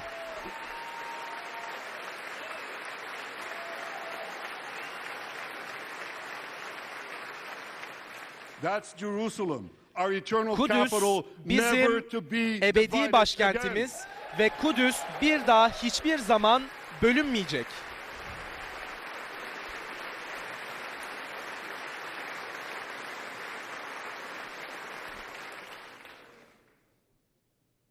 My dear friends, Değerli dostlarım, Democrats and Republicans, demokratlar ve cumhuriyetçiler, despite these times of upheaval, bu zor I'm zamanlara hopeful about the rağmen future.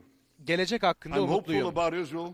İsrail için Because my mutluyum. people, the Çünkü Jewish halkım, Yahudi emerged halkı from the depths of hell, of cehennemin dispossession and genocide. diplerinden dirildi Yahudi soykırımından sonra ve We tüm restored our sovereignty in our ancient homeland. zorluklara rağmen We built a powerful and vibrant tarihi democracy, topraklarımızda bir devlet a kurduk, bir democracy egemenlik that pushes elde the ettik boundaries of innovation for ve the demokrasi betterment of all kurduk. humanity. Yenilikçiliğe I'm hopeful about America bir toprak kazandırdık because I'm hopeful about Americans. ve Amerika için de I umutluyum know how much çünkü the people of this Amerikalılar için country umutluyum. have sacrificed to defend Bu freedom. ülkenin özgürlüğü America savunmak will be için ne continued to kadar be a şeyden force for fedakarlık light and good ettiğinden in a dark and dangerous world haberdarım. Bu for free karanlık peoples dünyada everywhere. America remains dünyanın the dört beacon bir of tarafındaki liberty. Its insanların extraordinary özgürlüğü için founders çalıştılar. envisioned back in Amerika özgürlüğün 1776. meşalesi olarak kendini dünyada göstermeye devam ediyor ve kuruluşundan beri yapıyor bunu.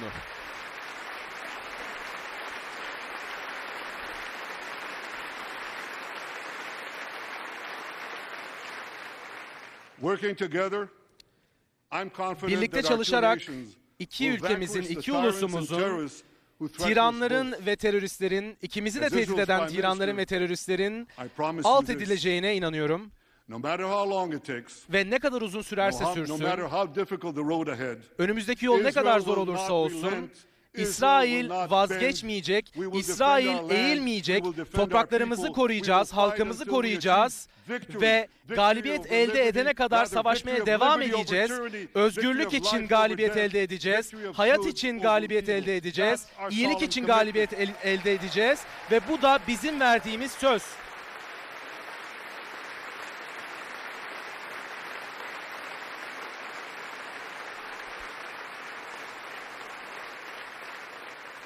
And we will continue to work with the United States and our Amerika Arab Birleşik partners Devletleri ve Arap ortaklarımızla transform a çalışmaya troubled devam region edeceğiz. from a Bu backwater of zorlu depression, poverty, and coğrafyada war into a thriving yoksulluğu, oasis of savaşı dignity, ortadan prosperity, kaldıracağız and peace. ve onurun In olduğu, this barışın noble olduğu bir mission, vaha ortaya as çıkaracağız. in many others, Ve bu Israel onurlu will always remain görevde America's İsrail her indispensable zaman ally. Amerika'nın vazgeçilmez dostu olmaya devam edecek. Zor zamanlarda da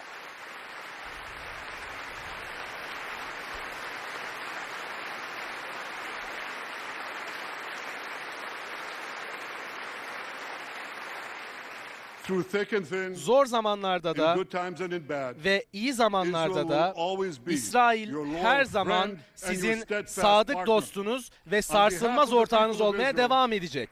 Ve I İsrail came here halkı today adına to say bugün thank you, size America. teşekkür etmek Thank için you for geldim. your Teşekkür support and ediyorum Amerika. solidarity. Bizimle Thank you birlikte for durduğunuz standing in için, Israel, desteğiniz with için, Israel, in our İsrail'le hour of birlikte need. durduğunuz için, Together, ihtiyaç duyduğumuz anda birlikte durduğunuz together için we shall defend size teşekkür our common ediyorum. civilization. Birlikte ortak Together medeniyetimizi we shall secure savunmaya a devam brilliant edeceğiz future for both ve our nations. iki ulusumuz içinde, iki ulus içinde harika bir gelecek için çalışmaya birlikte devam edeceğiz.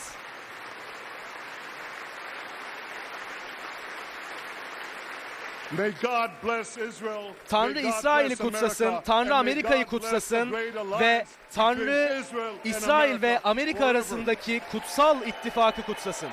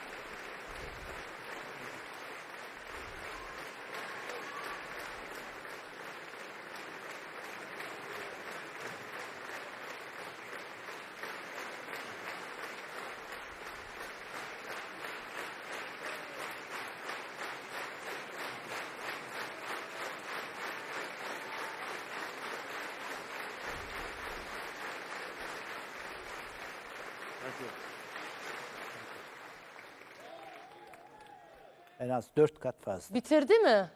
Bitirdi.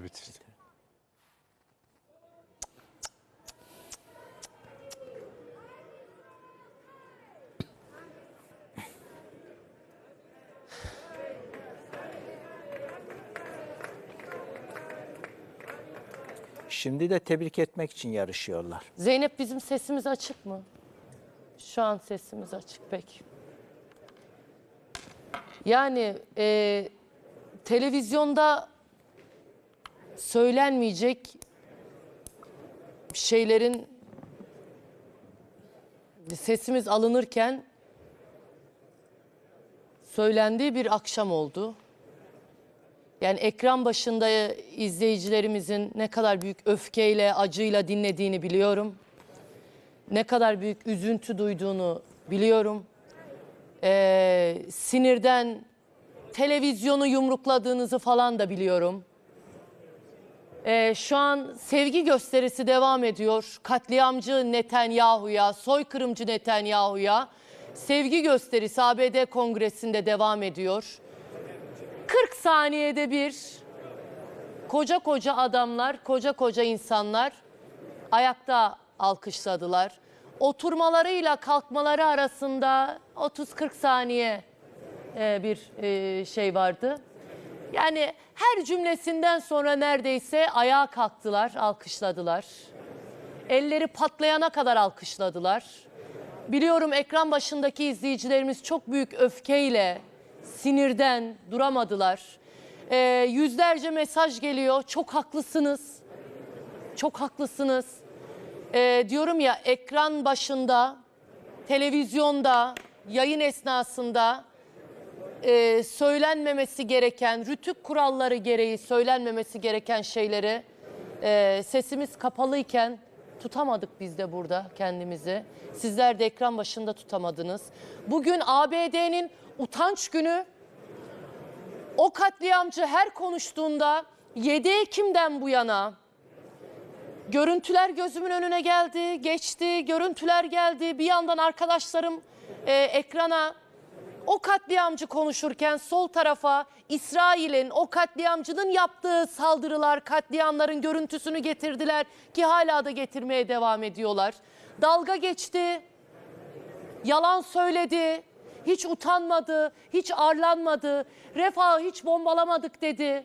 Refah'tan her gün katliam videoları geliyor. Çocuklar paramparça oldu, cesetleri bulunamıyor. Hülya. 40 bin insan öldü. Sayıyı bile tam bilmiyoruz aslında. Hülya, Vietnam'da 4 milyon kişi öldürdü. 4 milyon sivil öldürdü. 1 milyon Vietcong öldürdü. Ha? Bunu yapan kim? Amerika Birleşik Devletleri. Afganistan'a git, Afganistan'da öldürdüğü sivil, öldürdüğü Taliban üyesinden daha fazla. Kore'ye git, aynı. Arkasında olduğu darbelere git, fark etmez. Ama niye Allende'yi devirdi, Pinochet'i getirdi? Dünyanın tarihi en utanç verici ülkelerinden bir tanesinden bahsediyoruz. Bak, Netanyahu farkında olmadan bu konuşmada bir tane salaklık yaptı. Dedi ki biz şehir savaşında çok az insan öldürdük dedi ya. En çok kim öldürdü? Felluce'yi haritadan silen Irak'taki harekat sırasında Amerika Birleşik Devletleri. Şimdi Çıktı mı salonda? çıkıyor, tebrikleri kabul ediyor. Hala çıkıyor. tebrikleri kabul ediyor değil mi? Evet. Şimdi bak, oradaki karısı onun aldığı rüşvet olarak aldığı pırlantalar, tatiller, içkiler hala şeyde duruyor. İsrail mahkemelerinde duruyor.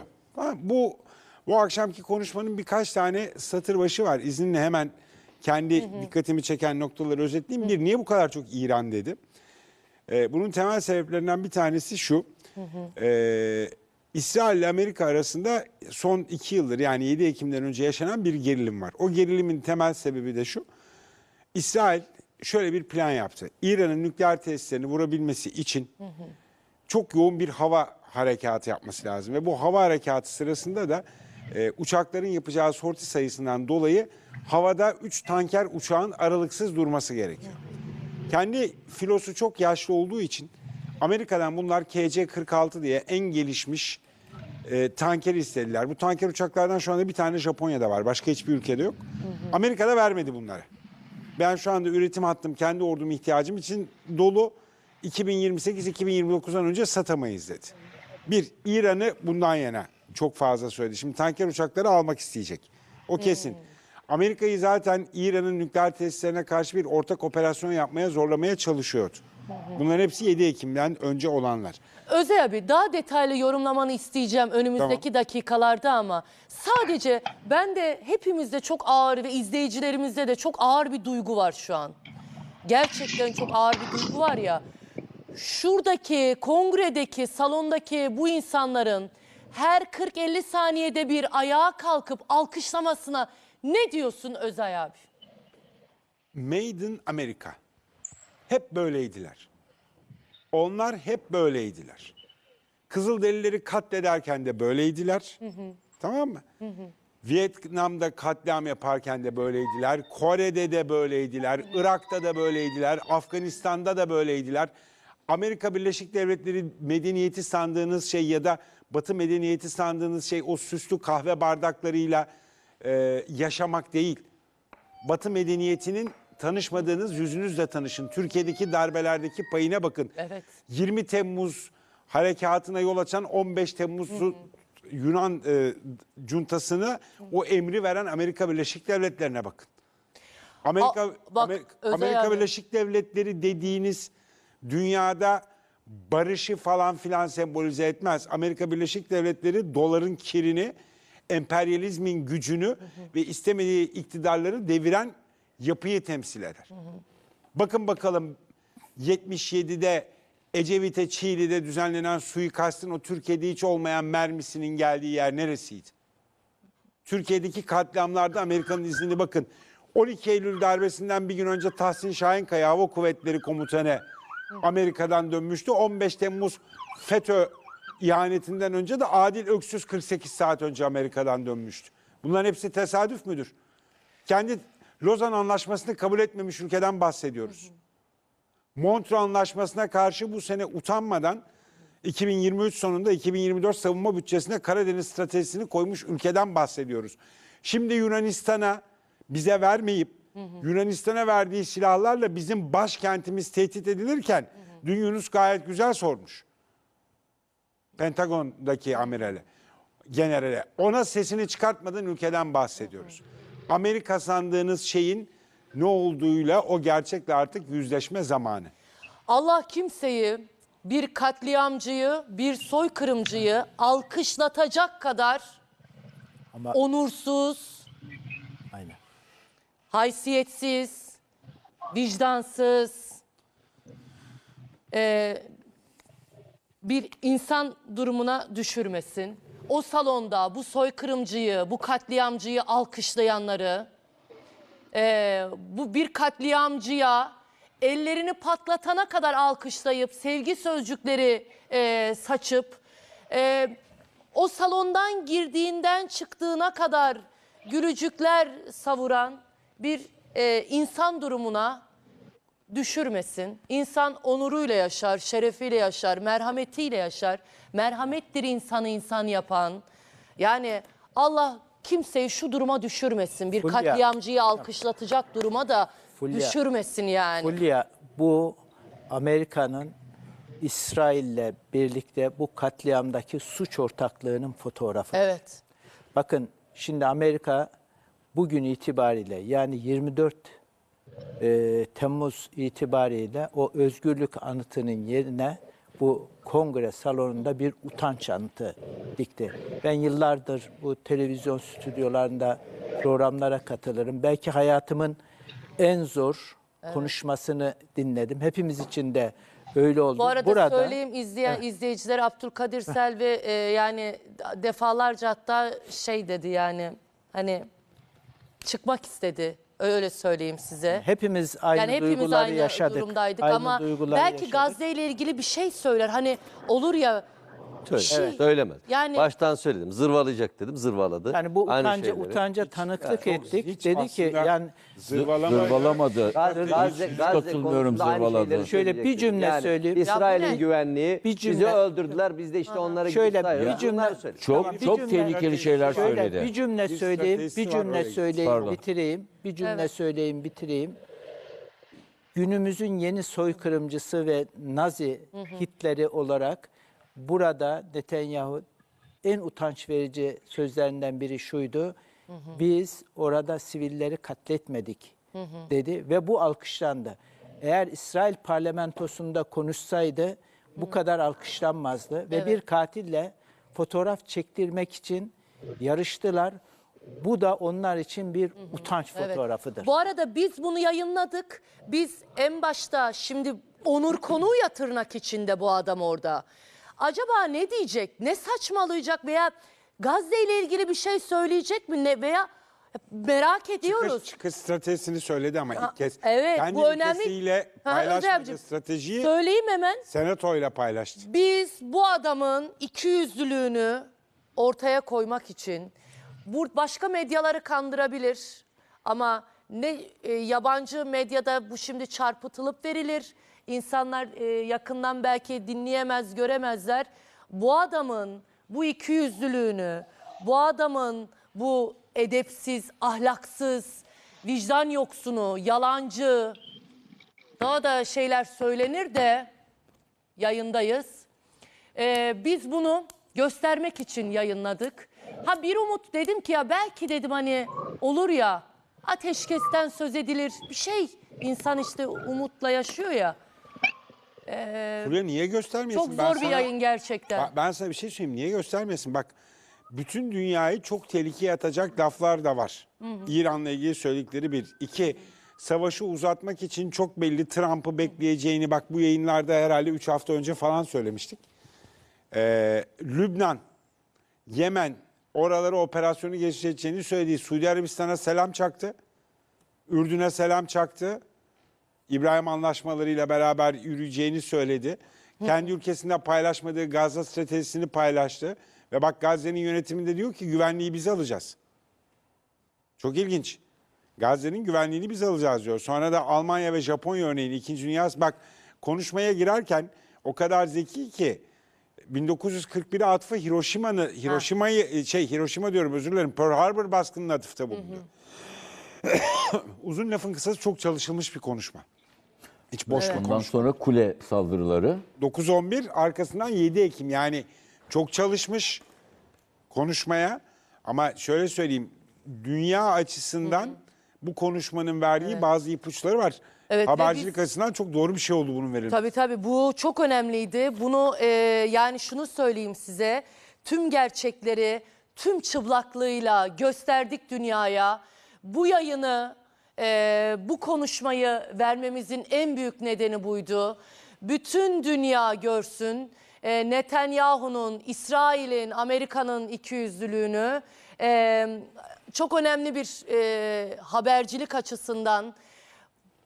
Netanyahu'nun dediğim gibi İsrail'in ve Amerika'nın bu ikiyüzlülüğü, bu işlenen katliamın, soykırımın ve nasıl kendi camialarına nasıl bir gözle baktıklarını ama gerçeklerin ne olduğunu bütün çıplaklığıyla gösterdik bu yayında. Bu yayın tarihi bir yayın. Bugün ABD'nin utanç gününü biz bütün Türkiye'ye, bütün dünyaya gösterdik.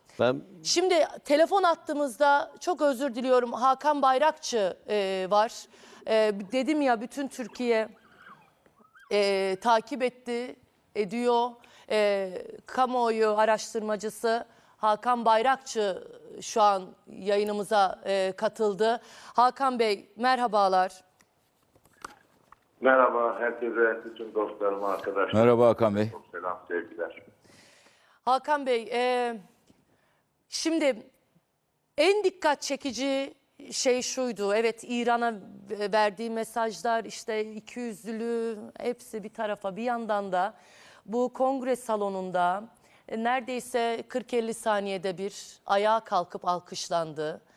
ABD'nin bu utanç günü için sizin yorumlarınız, değerlendirmeleriniz ne olur? Şimdi teknik analizleri ve yorumları orada gayet bu konuya hakim olan, bilen arkadaşlarımız var. Onlar yapacaktır. Ben biraz duygularımı kısaca size söylemek istiyorum. Zaten rejide herhalde Zeynep var. Zeynep de öyle bir kızgın resmini seçip koymuş ki hakikaten halet ruhiyemi yansıtacak bir halimi koymuş oraya. Çünkü çok metabolizmam bozuldu. Yani çok gerildim ama Netanyahu'ya değil. Netanyahu'yu tanıyor musun kardeşim? Netanyahu'nun ne dediğini, ne yaptığını, ne düşündüğünü. Ya konu siyasi falan, onlar başka şeyler. Burada bütün dünyanın, yani aklı başındaki veya elini vicdanına koyabilen herkesin, bir türlü başka hesaplara girmeyen herkesin, yani para, pul, başka sebepler, tarihte kalmış mahcubiyetleri falan olmayan herkesin soykırım yapıyor bunlar dediği bir olay var, tamam mı? Evet. Yani dünya basını da Güney Afrika'dan tutun Güney Amerika'ya kadar. Her taraf, Asya'da öyle, Avrupa'da da böyle ülkeler var, böyle insanlar var. Bütün dünyanın böyle düşündüğü bir olaya hayretle izledim. Amerikan Kongresi ayakta alkışlıyor ve böyle sık sık alkışla lafını kesiyorlar. Büyük bir iştiyak, büyük bir takdir, büyük bir beğeni. Ya ben size şunu söyleyeyim. Yani Uzay Bey tamam, Amerika ile ilgili bir sürü Amerika'nın geçmişteki işte Vietnam'dan tutun darbelere kadar bir sürü şeyi var. Böyle abuk tuhaf işleri var. Hepsi tamam, rezil işlerde. Ama Amerika'nın bu olaylar, hele bu kongre konuşması, Netanyahu buraya bu yani tam tuz biber oldu. Amerika'nın iyi kötü geçen yüzyılın ilk 50 yılında yaptığı bir imajı vardı.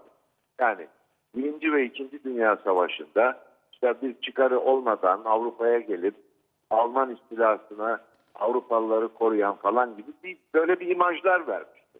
1950'lere 60'lara kadar. Son yıllarda da son 40-50 yıldır da bu imajı mahvedip duruyor. Yani Amerika'nın o Avrupa'yı kurtaran imajını mahvedip duruyor. Ama bu son İsrail'i bu işte refah, bütün o bölge Gazze, oralardaki bu tutumu, tavrı, yaptığı katliama o kongrede böyle bir saygı, ilgi, sevgi. Ya bir tane kadın, sosyal medyada bir sürü fotoğrafını paylaşıyorlar. Bir kadın arada, o da zor okudum, okuyamadım. Küçücük bir, evet Zeynep onu size attım ya, salonda bir kişi sadece ufacık bir şey kaldırıyor. Katliam suçlusu yazmış. Katliam suçlusu, arkadaşlarım şimdi onu tekrar bir bakacaklar. Guilty demiş, Küçücük genocide demiş. O koca salonda bir kişi tepki gösteriyor. Evet, bir kişiyi gördüm.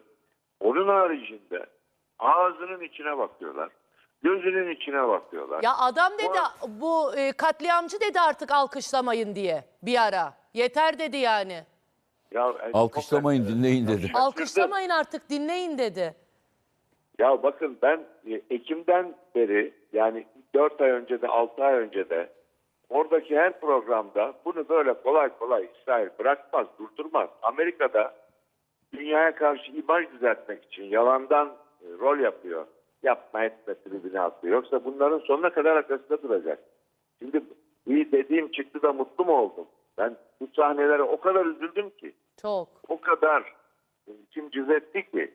Yani bütün Amerika rezil olmuş. Çok mu umurumda? Yani o ayrı bir, ama bu inanın biraz abartılı bir laf gelecek ama gerçi siz de Hülya Hanım bayağı sert şeyler söylediniz. Ben de şunu ilave edeyim hiç değilse. Ya bu alkışlar, bu kıyamet Amerika'nın vallahi billahi rezilliğidir ya. Evet. Öyle bir rezillik. Ben tarihte ya dünya şu anda son 6 aydır katliam diyor bu olaylara ya. Çoluk çocuk öldürüyorlar. Yani bütün dünyanın aklı başındaki herkesin katliam dediği bir olaya ya kendi ülkesinde kıyamet kopuyor Netanyahu. Kapının önünde de kıyamet kopuyor ki, kongre binasının önünde de kıyamet kopuyor. Umurlarında mı? Elbette. Yani o kongrede o kongre üyelerinin, o insanların böyle kravatlı böyle kelli felli Amerika'yı yöneten adamlar ya bunlar. Ya seçimle seçilmiş gelmiş o eyaletlerden gelmiş insanlar. Bunlar Amerika Birleşik Devletleri'ni temsil eden insanlar. Ne abes bir şey, ne ayıp bir şey. Yani ne tuhaf bir şey. Ya şey umurunda da değil. Amerika'nın da umurunda. Yani İsrail zaten dünyayı takmıyor da Amerika'nın da umurunda değil demek ki. Yani bir imaj düzeltme çalışması falan yok da yok Amerika'nın. Bu geceki bu tablodan sonra söyleyeyim size, bütün dünya bunu izledi, daha da izleyecek. Hayır, bu arada niye gösterdiniz falan diyen olduysa böyle bir tabloyu herkes görsün. Çok iyi yaptın. O çok önemli bir şey. Ortada bir rezillik varsa rezillik de görülmeli. Evet. Diyecekler ki şimdi efendim canım Allah Allah biz beğeniriz alkış kime ne falan.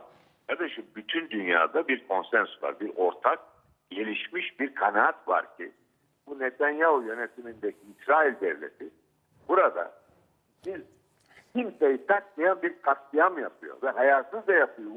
Umurunda değil dünyanın. Ya siz böyle bir olayı koskoca Amerika Birleşik Devletleri'nin dünyanın şu anda en güçlü devleti olan devleti kongresinde defalarca ayağa kalkıyorlar, defalarca alkışlıyorlar, defalarca kıyameti koparıyorlar. Yani Amerika ile ilgili 1000 tane konu biliyoruz. Darbelerle ilgili ne bileyim Vietnam'dan işte Özay Bey özetledi. Daha orada arkadaşlar neler anlatacaklar. Hepsi güzel de ya hepsini anladık da bunları biliyoruz. Hadi yine edecek biz Amerika bu dedik. Bir de böyle bir olayda yani bu bir Amerikan imajıyla ilgili bak göreceksiniz önümüzdeki günlerde dünyanındaki sosyal medyada, basında her tarafta bütün dünya Amerikan Kongresi'ne şaşkınlığını dile getirecek ve tarihe bu olay bir fiyasko, bir katastrof, bir rezillik olarak geçecek. Rezillik olarak Benim aynen öyle. tahminim bu. Evet. Hakan Bayrakçı, yani çok teşekkür ediyorum değerlendirmeleriniz için. Ekran başındaki izleyicilerimiz de aynı hiddette, aynı duygudalar. Dünyaya ve bütün Türkiye'ye bu ikiyüzlülüğü göstermiş olduk. Çok sağ olun. Dedi ya metabolizmam bozuldu yani izlerken diye. Gerçekten çok doğru söylüyorsunuz. Bugün ABD'nin utanç günü, soykırımcı dakikalarca alkışlandı. Benim şunu söyleyeyim size. Dünyanın daha iyi bir yere gideceğine dair umudum bunları gördükçe azalıyor. Azalıyor. Yani Azalıyor. hepimiz bu noktada Yani gerçekten yani. burada üzüntü duymamak elde değil. Bir de tuttu dünya lideriymiş gibi Orta Doğu vizyonu, İran'ın bilmem neyi, adeta böyle dünyayı şekillendiren bir Evet. hava ve pozisyon içerisinde kendini lanse etmeye çalıştı. Tam bir duygusal manipülasyon yapmaya çalıştı. İşte oraya getirdikleri vesaireyle. Yani o esirleri iyi satın Hamas almış. bıraktı. İyi satın almış Şimdi salondakiler. şu var. Ama şöyle iki Salondakileri. tane çok enteresan bilgi vereceğim size bakın. Yani Amerika bunlardan ibaret değil ama. Bakın Amerika'nın yönetimi maalesef satın alınmış vaziyette. Tamamen buradaki Siyonist yönetimin emrindeymiş gibi hareket ediyorlar. Ama bakın bu Der Spiegel dergisinin son sayısında çok enteresan bir başlık çıktı. Bir makale diyor ki Amerika dağınık devletleri iç savaş riski altında mı? Aynen bakın Der Spiegel'in son sayısında Amerika dağınık devletleri iç savaş riski altında mı? Şimdi bu dikkate alınacak bir şey. Yani burası ayrı bir şey, satın alınmış ama bir de büyük çoğunluk var. Hani buraya ulaşamayan, parasızlık yüzünden, engellemeler yüzünden buraya ulaşamayan bir büyük çoğunluk daha var. Bir diğer enteresan olay da evet senin de dikkatini çekti. İlk cümlesinde İran dedi. İran, evet. Şimdi İran'da çıkan bir haber var. Ne olacak? Bunlar elimde şimdi İran'a mı saldıracak? bakın elimde bir yani kaynağı da var. İran'da bugün çıkan bir habere göre Ahmedi Nejad'a geçen hafta suikast girişiminde bulunmuş.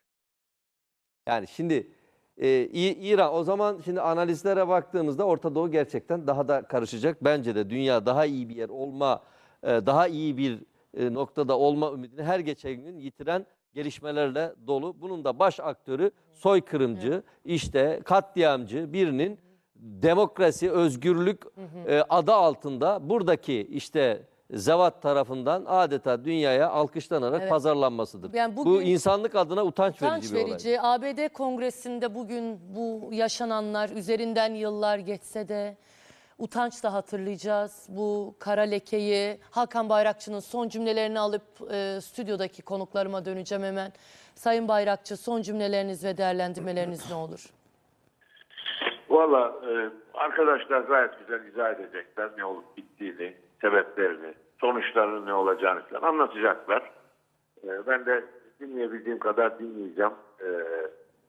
Çok üzgünüm, çok üzüldüm. Bu Amerikan Kongresi'ni, yani Netanyahu'ya alışıyoruz. İsrail'e alıştık bu son olaylarda falan iyice. Yıllardır alışıyoruz. Bunları kanıksadık da Amerika'nın böyle arada bir yapma etme falan, ya İsrail'le arası bozuluyor falan bir modu vardı. Yani bugün bütün tiyatro bitti. Her şey yalanmış. Amerika'nın sonuna kadar bunların İsrail'in Aynen öyle. arkasında olduğunu öğrendik. Hani hep diyorduk ya işte Biden da uyarmış Netanyahu'yu. İşte Biden da böyle demiş. Görüyor musunuz? ABD de ateşkes istiyor. Acaba rüzgar tersine mi dönüyor? Ateşkes mi çıkacak? Biz ara bulucuyuz. Evet, bebekleri öldürdüklerini biz İsrail'e söyledik. Evet, hepsi yalanmış. Hepsi yalan, hikaye, tiyatro, film. Bütün gerçekleri bugün böyle zınk diye gösterdik yani. Hakan Bayrakçı, çok teşekkür ediyorum. Ben teşekkür ederim. Sayın Size Selvi kolay gelsin. ve Allah İsmail herkes, Dükel'e geçsin. sabır diliyorum. Herkes nasıl konuşuyor? Aynen. Yani herkes Aynen öyle. psikolojisinin iyi olmadığını görüyorum. Ben ilk değerlendirmeyi yaptım İsmail Dükel. Özür diliyorum. Buyurun İsmail Bey. Şimdi biz gazetecilerin maalesef kimi dinleyip dinlememe konusunda bir seçim yapma lüksüne sahip değiliz. Böyle bir mesleğimiz var. Meslek hayatımda çok fazla hiç dinlemek istemediğim, kulaklarımla duymak istemediğim konuşmaları dinlemek zorunda kaldım. Birçok gazeteci arkadaşım gibi. Bu konuşmada onlardan birisiydi. Gerçekten dinlerken zorlanıyor insan. Allah'tan reji seslerimizi aldı. İsabet de etti. Gerçekten zor dinlediğim konuşmalardan birisi idi. Belki de say desen 45 yılda ilk 3'tür bu. Yani nereden tutarsan lime lime elinde kalan bir konuşma. Bir kere öncelikle şunu ifade etmek lazım. ABD açısından baktığımızda. ABD için bu bir hakikaten kara gündür. Yani biraz önce KJ'de buna benzer bir ifade vardı. Gerçekten kara gündür. ABD bu günü utanç günü olarak ilan etmelidir. Böylesine onursuzca bir savaşın baş aktörünü onur konuğu olarak kabul edip orada konuşmasını sağlamak, bu bir ayıp. İkincisi, konuşma boyunca, yaklaşık 60 dakika süren bir konuşma boyunca 60 kere oturup kalkarak alkışlayan insanların olduğu bir salona maalesef tanık olduk. Dünya ile birlikte tanık olduk. Bunlar kolay tolere edilebilecek şeyler değil. Şimdi öbür taraftan baktığında Netanyahu tam bir Yavuz hırsız misali. Yani Yavuz hırsız ev sahibini bastırır derler ya. Yani böyle bir durum var ortada. Yaptığı onca katliamı görmezden gelip karşı tarafı katliam yapmakla suçluyorsan eğer ve bu da alkışlanıyorsa, Amerika Birleşik Devletleri'nin salonunda, kongre salonunda alkışlanıyorsa ciddi sıkıntıların önümüzdeki sürece ilişkin habercisidir bu. Ve Netanyahu'nun konuşması şimdi yani çok ciddi mesajlar içeriyor. Yani tamam zor dinledik ama önümüzdeki sürece ilişkin o Orta Doğu'nun nasıl bir kan gölüne döneceğine ilişkin mesajlar var bu konuşmada. Ve bunun için de çok hevesli, çok hevesli. Diyor ki bize aletleri hızlıca verin, biz de hızlıca bitirelim diyor. Alet dediği kazma kürek değil, alet dediği mermi, bomba, füze, uçak, her şey. Bize verin o aletleri, biz de kısa. Yani bize onları verin de biz öldürelim diyor. Öldürürsek işi tamamlarız, toparlarız diyor. Onun dışında Amerika Birleşik Devletleri'ni radikal İslam'la tehdit ediyor ve biz bu savaşı sizin adınıza o bölgede ön cephede veriyoruz diyor. Şimdi bu Amerika'daki Amerikalıları ya da Avrupa'yı avucun içine alabilen bir açıklamadır. Yani gerçekten çok iyi çalışılmış ve hazırlanmış bir konuşma. İsmail Dikel daha önce kongrede, daha önce de şimdi bu adam onur konu olarak 4 davet defa. edildi ya. Evet, edildi. Başka liderler de davet edildi. Böylesi bir tablo oldu mu? Böyle ayakta Ben hatırlamıyorum. alkışlamalar. Ben hatırlamıyorum. Yunan Başbakanı Bu Mitsotakis'in kadar alkışladı yani ama 40 saniyede alkışları bir. 60 kere oturup kalktılar Fulya, herhalde. Ya şimdi saymadım ama Yüze yakın. minimum. Zeynep onu sayacak. Bir saatte kaç kere buradaki bu vicdan yoksunu insanlar kalktı oturdu. Ya şimdi Zeynep onu bir sayalım ya. Kemal Anadolu çok tecrübeli bir politikacıdır. Evet. Bir mesaj attı, diyor ki hiçbir dediğini parlament duymadım. Kemal Anadolu Hı hı. çok tecrübeli ve saygın bir politikacı, diyor ki hiçbir parlamento toplantısında divan ayakta konuşmacıyı alkışlamaz. Artık bırakın dinleyicileri, senatörleri, kongre üyelerini, divan dahi kendinden geçti. Usulü bile Evet. kaçmış yani. Bu arada Ölçüsü Celal Adan'dan da kaçmış. bir mesaj var. Yani gerçekten bugün diyor Amerika adına utanç günü ve onlar da takip ediyor. Türk milletinin hissiyatına tercüman oldunuz ve utanç günü olarak kendisi de böyle bir değerlendirme yaptı. Doğru. Gerçekten toplumun her kesiminden insanlar öfke kusuyorlar adeta ve birbirlerine haber vermişler. Yani bakın görün gerçeği, Netanyahu'nun yaptığı açıklamayı diye çok mesaj geliyor da bunu da söylemiş olayım burada. Evet, yani Buyurun. mesajlar gerçekten geliyor. İnsanlar sinirli atıyorlar bir de. Öfkeliler. Tabii. Öfkeliler ve son derece doğru öfkeliler. Fakat şimdi şunu da bir anlamak lazım. Bu savaş çıktığında ya da 7 Ekim itibariyle bu stüdyoda olanlar da, izleyicilerimiz de birçok kez şunu söylediğime tanıklar. Bu savaş İsrail istemeden bitmez. Bittiği gün de zaten İsrail amacına ulaşmıştır dediğim çok sayıda program vardır. Evet, yani maalesef sevgili Hakan Bayrakçı'nın da ifade ettiği gibi haklı çıkmak mutluluk vermiyor çoğu zaman. Evet. Hakikaten vermiyor. Evet, bu savaş yayılarak devam edecek. Ha belki bir parça silahlar susar, bir parça yatışır bir süre sonra. Ama asla ve asla İsrail durmayacak. O Orta Doğu'yu karma karışık hale getirip kan gölüne çevirecek. Bunun mesajlarını verdi bugün. Hani Amerika adına utanç verici bir gün diyoruz. Evet. Bir başka açıdan da dünya adına kara bir gün. Bir mesaj verdi dünyaya. Yakacağım, yıkacağım o bölgeyi diyor. Ha bu arada müttefiklerini de ismini vermedi ama söyledi. Arap dostlarımız var dedi. Arap dünyası kendisini çok iyi sorgulamalı. Ona iyi ki değindiniz. Arap dostumuz var ABD diyor. ve Arap ortaklarımızla Evet. çalışmaya devam edeceğiz Evet. dedi. Şimdi ortaklarımız konuşmasında. dostumuz diyor yani. Evet.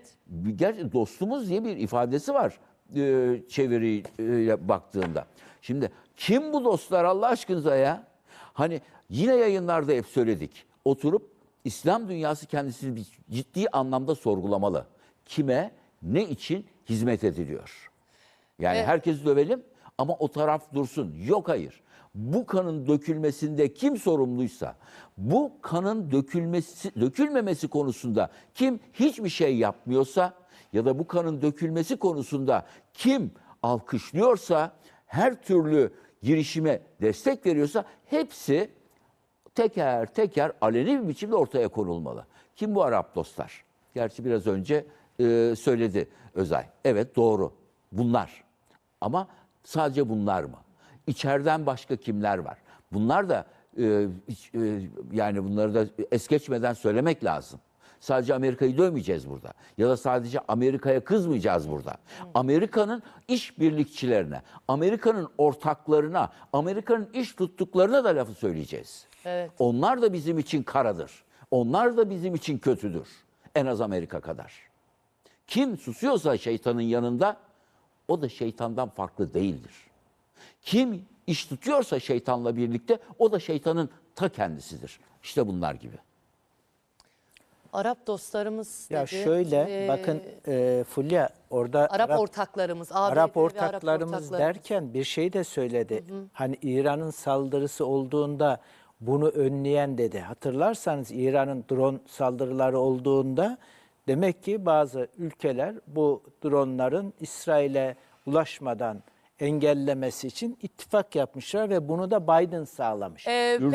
Tabii. Biden sağlamış bunu da. Bu arada şunu da hatırlatalım. Geçtiğimiz günlerde İsrail'in Husilere Yemen'e yönelik saldırısında kimin hava sahasını kullanarak o füzeleri attı? Tabii. Yani doğrudan İsrail'in hava sahasından oraya geçmiyor biliyorsunuz. Evet. Hangi ülke hava sahasını açtı?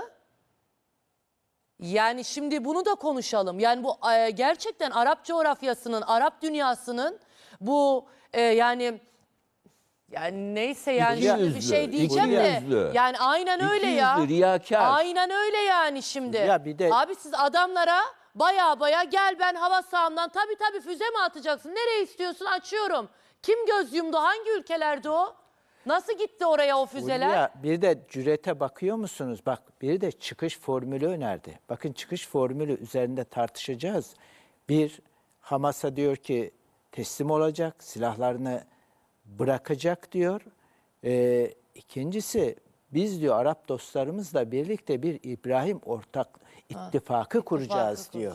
Yani bir orada katliamı mimarı bunu önerebiliyor. Bakın burada aslında biz şaşırdık ama şaşılacak bir şey yoktur. Gerçek Amerika bu işte. Aynen Amerika'nın öyle. gerçek yüzü Aynen ortaya öyle. çıktı. Ya Amerika'yı gerçek biz o da. tanımıyoruz Tabii, ya. İnsanların Gerçek 1,5 milyon insanı duygularını öldürdü istismar Irak'ta. ettiler. Yalan söylediler. Biden çıktı 1000 kere ne dedi? Tabii. Biz Hamas ve biz arabulucu olarak gireceğiz. Biz ateşkesten çocuklar öldürülüyor orada. Evet biz defalarca uyardık. Blinken ne dedi? Biz Netanyahu'ya biraz ileri gittin dedik. Bilmem ne dedik. Şöyle dedik. Evet orada Doğru. masum bebekler ölüyor. Bir sürü şey. Ya Demek siz ki insanlara yalan söylediniz. Demek ki bu bir tiyatrodan Tiyatroymuş ibaretmiş. işte. Birleşmiş Milletler Güvenlik Konseyi'nden Amerika'nın ateşkes kararı çıktı. Demek ki burada ateşkes kararı çıkarırken öbür taraftan silahlarla bu katliamı devam ettirmesi için konuşuyor. Buradaki Tabii o gün aynı şeyi söylemedik biz. Ya buradaki Nasıl şey istiyorlar? şu. Bakın düşünebiliyor musunuz? Bir katliamcı, soykırımcı, terörist bu kongrede Amerikan lideri gibi konuştu. Bak Amerikan lideri gibi konuştu ve bunlar kalktılar, alkışlarıyla desteklediler. Gülücükleriyle desteklediler. İsrail parlamentosunda bu konuşmayı yapsaydı protesto edilirdi, alkışlanmazdı, Bizde bir muhalefet var fotoğraf orada. çektirdiler. Şimdi bu neyi ortaya koydu? İsrail, Amerika olmadan bu katliamı yapamaz. Bu katliamı Amerika'dan aldığı destekle yapıyor. Burada Aylardır bunu suç söylüyor. ortakları bir araya geldiler ve dünyaya bu fotoğrafı Aslında verdiler. bir şey- Bunun resmi budur. Evet, bir şey daha söylediler aslında. Burada hani her şeyden öte ne söylendiği değil aslında ne söylenmek istediğini de biraz konuşmamız lazım. Tabii ki ne ben söylendiğini çok konuştuk. endişeliyim. Tabii. Eray Adam Hocam. demedi ki Orta Doğu'yu Aynen. Eray kan Hocam, gölüne bak ben çok çevireceğim demedi endişeliyim. ama söylediği Bir o anlama dünyalı çıktı. olarak bu Müsaade eder dünyada misiniz? Bir yaşayan anlatabilir buyurun aynen. miyim? Endişe Ya bir yaratıcı. anlatabilir Buyurun miyim? hocam buyurun Tamam. anlatın. Yani- Hararetliyiz işte. Yani- Herkes sinirli. Tamam ama yani bu sinir arka plandaki o sinsi stratejiyi görmemize de engel olmamalı. Yani baştan söyledim zırvalayacak diye. Ne dedi? Biz kendimizi koruyoruz. Hiç ölen binlerce insanda bahsediyor. Evet çok sinirleniyoruz. Fakat başka bir şey var. Başka büyük bir kötülük geliyor. Sen biraz bahsettin. Hocam siz de bahsettiniz. Gelin bunu birleştirelim yani. Yani aynen katılıyorum. Ben bunu 3 yıl önce de yazdım. İsrail doğuya doğru genişleyecek dedim. Bakın şimdi güneye ve kuzeye dahil genişleme niyetini alıyoruz askeri açıdan sağda. Ama çok doğru bir şey var. Bunu Amerikasız yapamaz.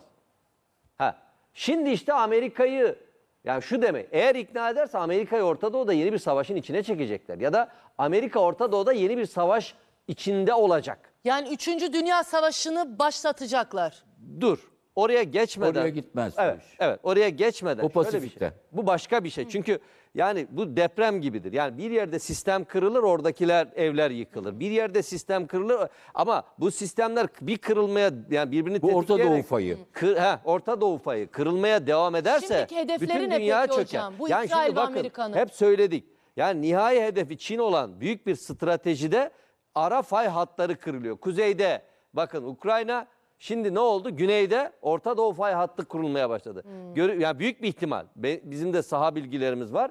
Kuzeydeki Ukrayna fay hattı Avrupa'ya doğru genişlerken güneydeki fay hattı da İran'a doğru uzanacak gibi görünüyor. Evet, Eray Hocam, Peki arada kim var? değerlendirmelerinizi alacağım. Peki Bir kısa arada bir- kim var? Bir kısa bir Bakın ara arada verelim. Türkiye var işte yani, tamam mı? Asıl bunu Eray Hocam. konuşalım. Eray Hocam, Eray 10 Hocam aydır değerlendirmelerinizi alacağım. 10 saniye, Kıymetli 10 hocalarım. saniye. Eray Hocam 10 aydır aha bunu anlatıyordum ben burada Evet, zaten. yok aynı şeyleri söylüyoruz Evet. İsmail Bey yani. Bir ara verelim dostlar. Aradan sonra devam edelim.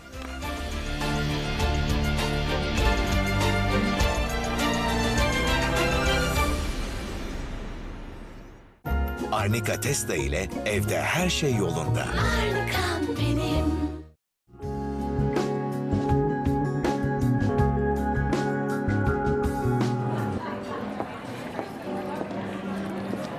Tatil için doğru zaman. ETS ile her zaman. Sen yeter ki iste. Yaz fırsatları ETS'de. Hadi sen de gel, yaza özel indirimlerle tatil avantajlı çık. Akbank KOBİ'm kazansın diyor, KOBİ'lerin yanında oluyor. 31 Temmuz'a kadar Akbank'lı olup kampanya dahil 6 ürünü kullanan KOBİ'ler 15.000 TL çift para kazanıyor. Üstelik ilk 3 ay EFT ve havaleye de ücret ödemiyor. Sen de hemen Akbank'lı ol. Senin yanında Akbank.